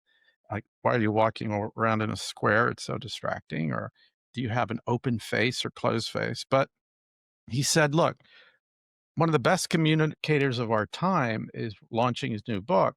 I want you to go to Chicago and listen to Bill Clinton. So I went to Chicago and I was sitting in the audience. He was supposed to talk for 45 minutes. He talked for an hour and a half, and it felt like he only talked for 5 minutes. And and I observed, and everything Miles Martell taught me came together. And one of the things that struck me that he shared with us is he grew up in Arkansas. He was so poor, he didn't have a TV. And the way that you connect is you sit in a circle with the guys and older, young, and you just tell stories. And he would make a point. This is what I believe, da, da, da, da. And then he would anchor it with a story that was very memorable and emotional. Then he'd sum up the point that he had made, and then he would transition to the next point, next very interesting story. And you were just basically at the edge of your seat. And it was just a roller coaster of emotions that you wouldn't forget because you wouldn't forget the story. So you wouldn't forget the point. Mm.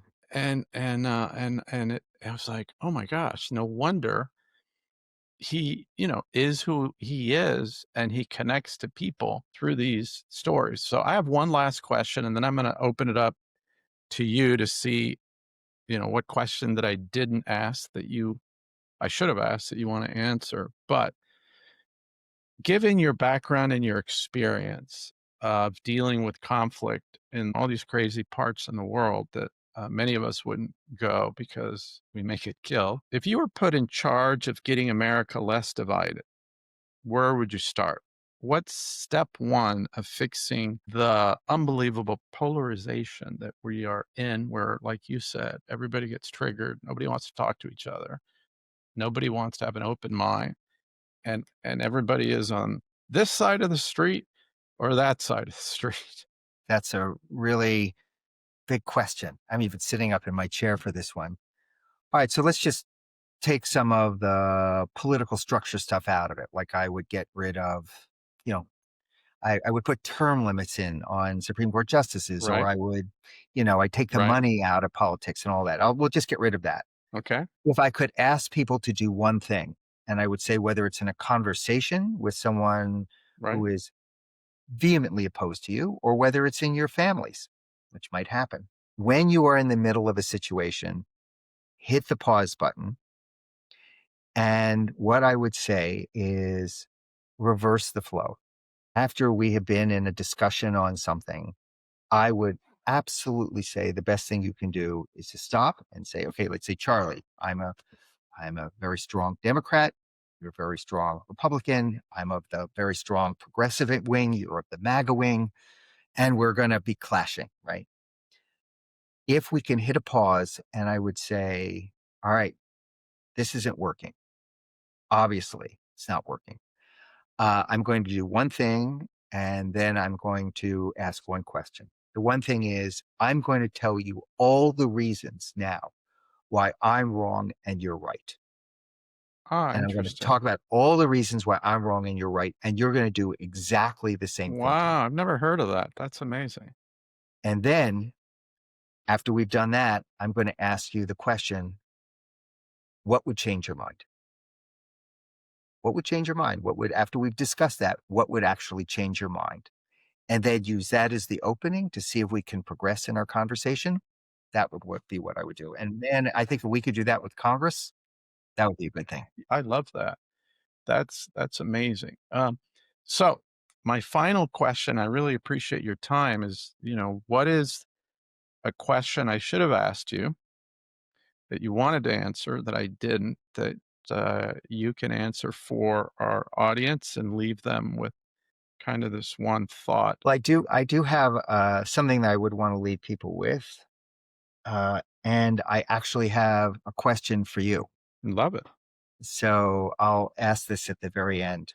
And both of these are quite spontaneous. But the question that I would love to speak to is if you had a quote or a poem that drives your life, that makes your decisions for you, that pushes you in a particular direction, what is it? And so it's a few short lines that come from a poem by Jalaluddin Rumi, the great 14th century Sufi mystical poet, who said, "Move from within. Don't let fear move you the way it wants to. Begin a foolish project." Noah did. Begin a foolish project. Noah did. At this time in my life, I am all about the foolish projects. I think the world turns on foolish projects. I'm engaged in some really foolish ideas.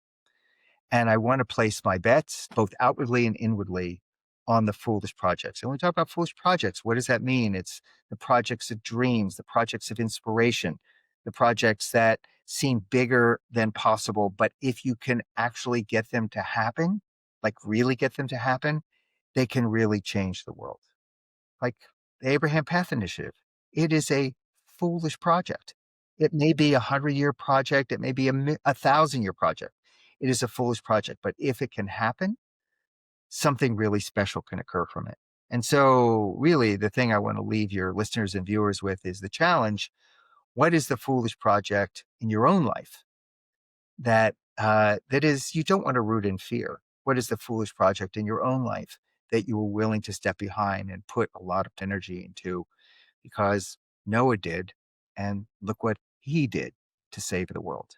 So here's my question for you.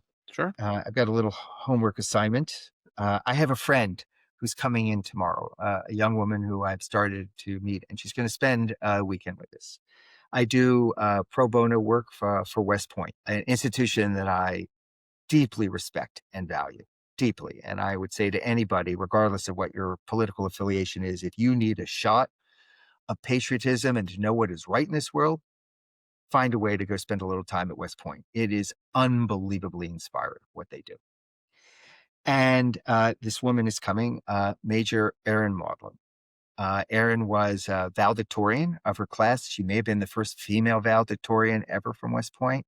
She was the first female ever to graduate from the French commando school. She is extraordinarily accomplished in what she can drive, what she can ride, what she can jump out of. And I know as someone who has been trained, as you have been trained, very impressive. In fact, her grandfather was the great cartoonist Bill Maudlin, the famous World War II cartoonist. But she is an extraordinary human being inside and out. She represents true warriorhood, but in a deeply patriotic and integrated way. Very impressive. So imagine tomorrow she's coming and we're going to be sitting, I'm going to cook dinner. We're going to be having a glass of wine or a glass of tequila or something sitting on my porch.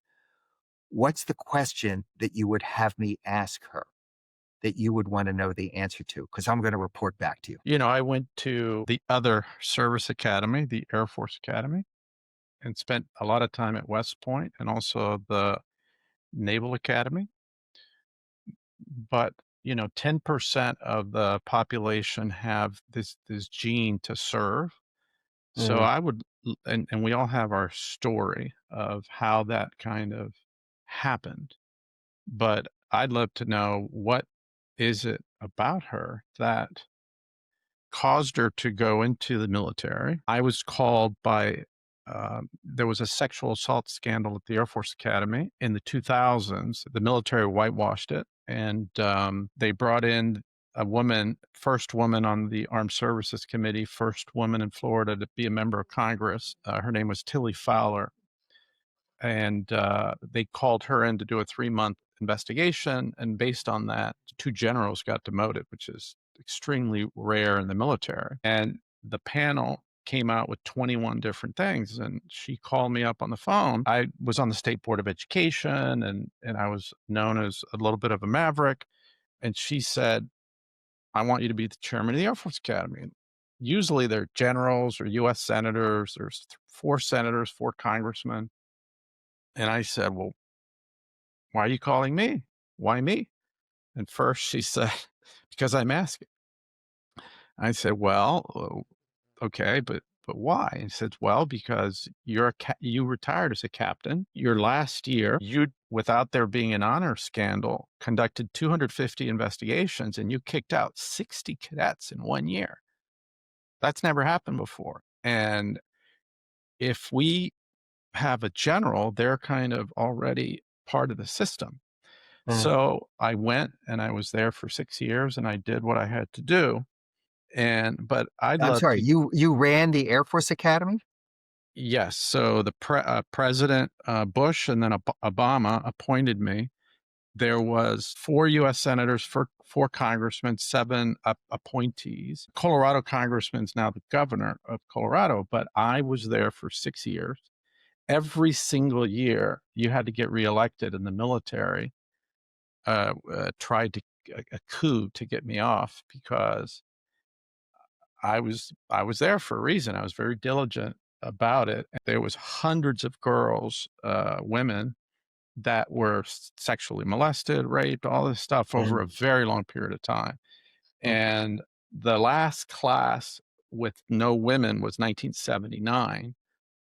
I got there in 79, so I had the first class really with women. But I'd love to know what her experience was at West Point also in terms of her relationship with her classmates, men. Was she ever molested? Did she ever feel? Usually there was alcohol involved, but it was systemic. Mm. And it was systemic at all service academies. So I'd love to know how she, dealt with that. To answer your other question, one of the quotes that I live by is that we're not victims and your life is not coming at you. It's coming from within you. And one of the quotes that I made my kids memorize when they were young was, our deepest fear is not that we're inadequate. Our deepest fear is that we are powerful beyond measure. It is our light, not our darkness, that most frightens us. And we ask ourselves, who am I to be brilliant, gorgeous, talented, fabulous? Actually, who are you not to be? You're a child of God. Your playing small does not serve the world. There's nothing enlightened about shrinking so that other people won't feel insecure around you. We're all meant to shine as children do. We were born to make manifest the glory of God that is within us. And it is just not in some of us, it's in everyone. And as we let our own light shine, we unconsciously give other people permission to do the same. As we are liberated from our fear, our presence automatically liberates others. And that is Marianne Williamson. And if somebody asks me, who are you? I always tell people I'm a lamplighter of souls. And I think Mm. you are too, David. And if we can be the spark, the light to light someone else's soul or life up, what a beautiful thing, and that we could do for the world. So I want to thank you for being on Fortunate Fishes. I want to thank you for having this stimulated conversation. I love you, brother. I love Thank that I'm you. going to meet your lovely bride. And I can't wait to be walking with you silently in Turkey on the path that Abraham took. It is going to be so fun. It was a great pleasure. It was a great thing. I could talk to you for 2.5 hours more, but I'll save it for our walk. So thank you very much for being with us today. Thank you. And I would be remiss if I didn't say the most sacred of all things that I learned when I spent time at West Point: beat Navy. And we'll just leave it at that. That is so true. That is, oh man.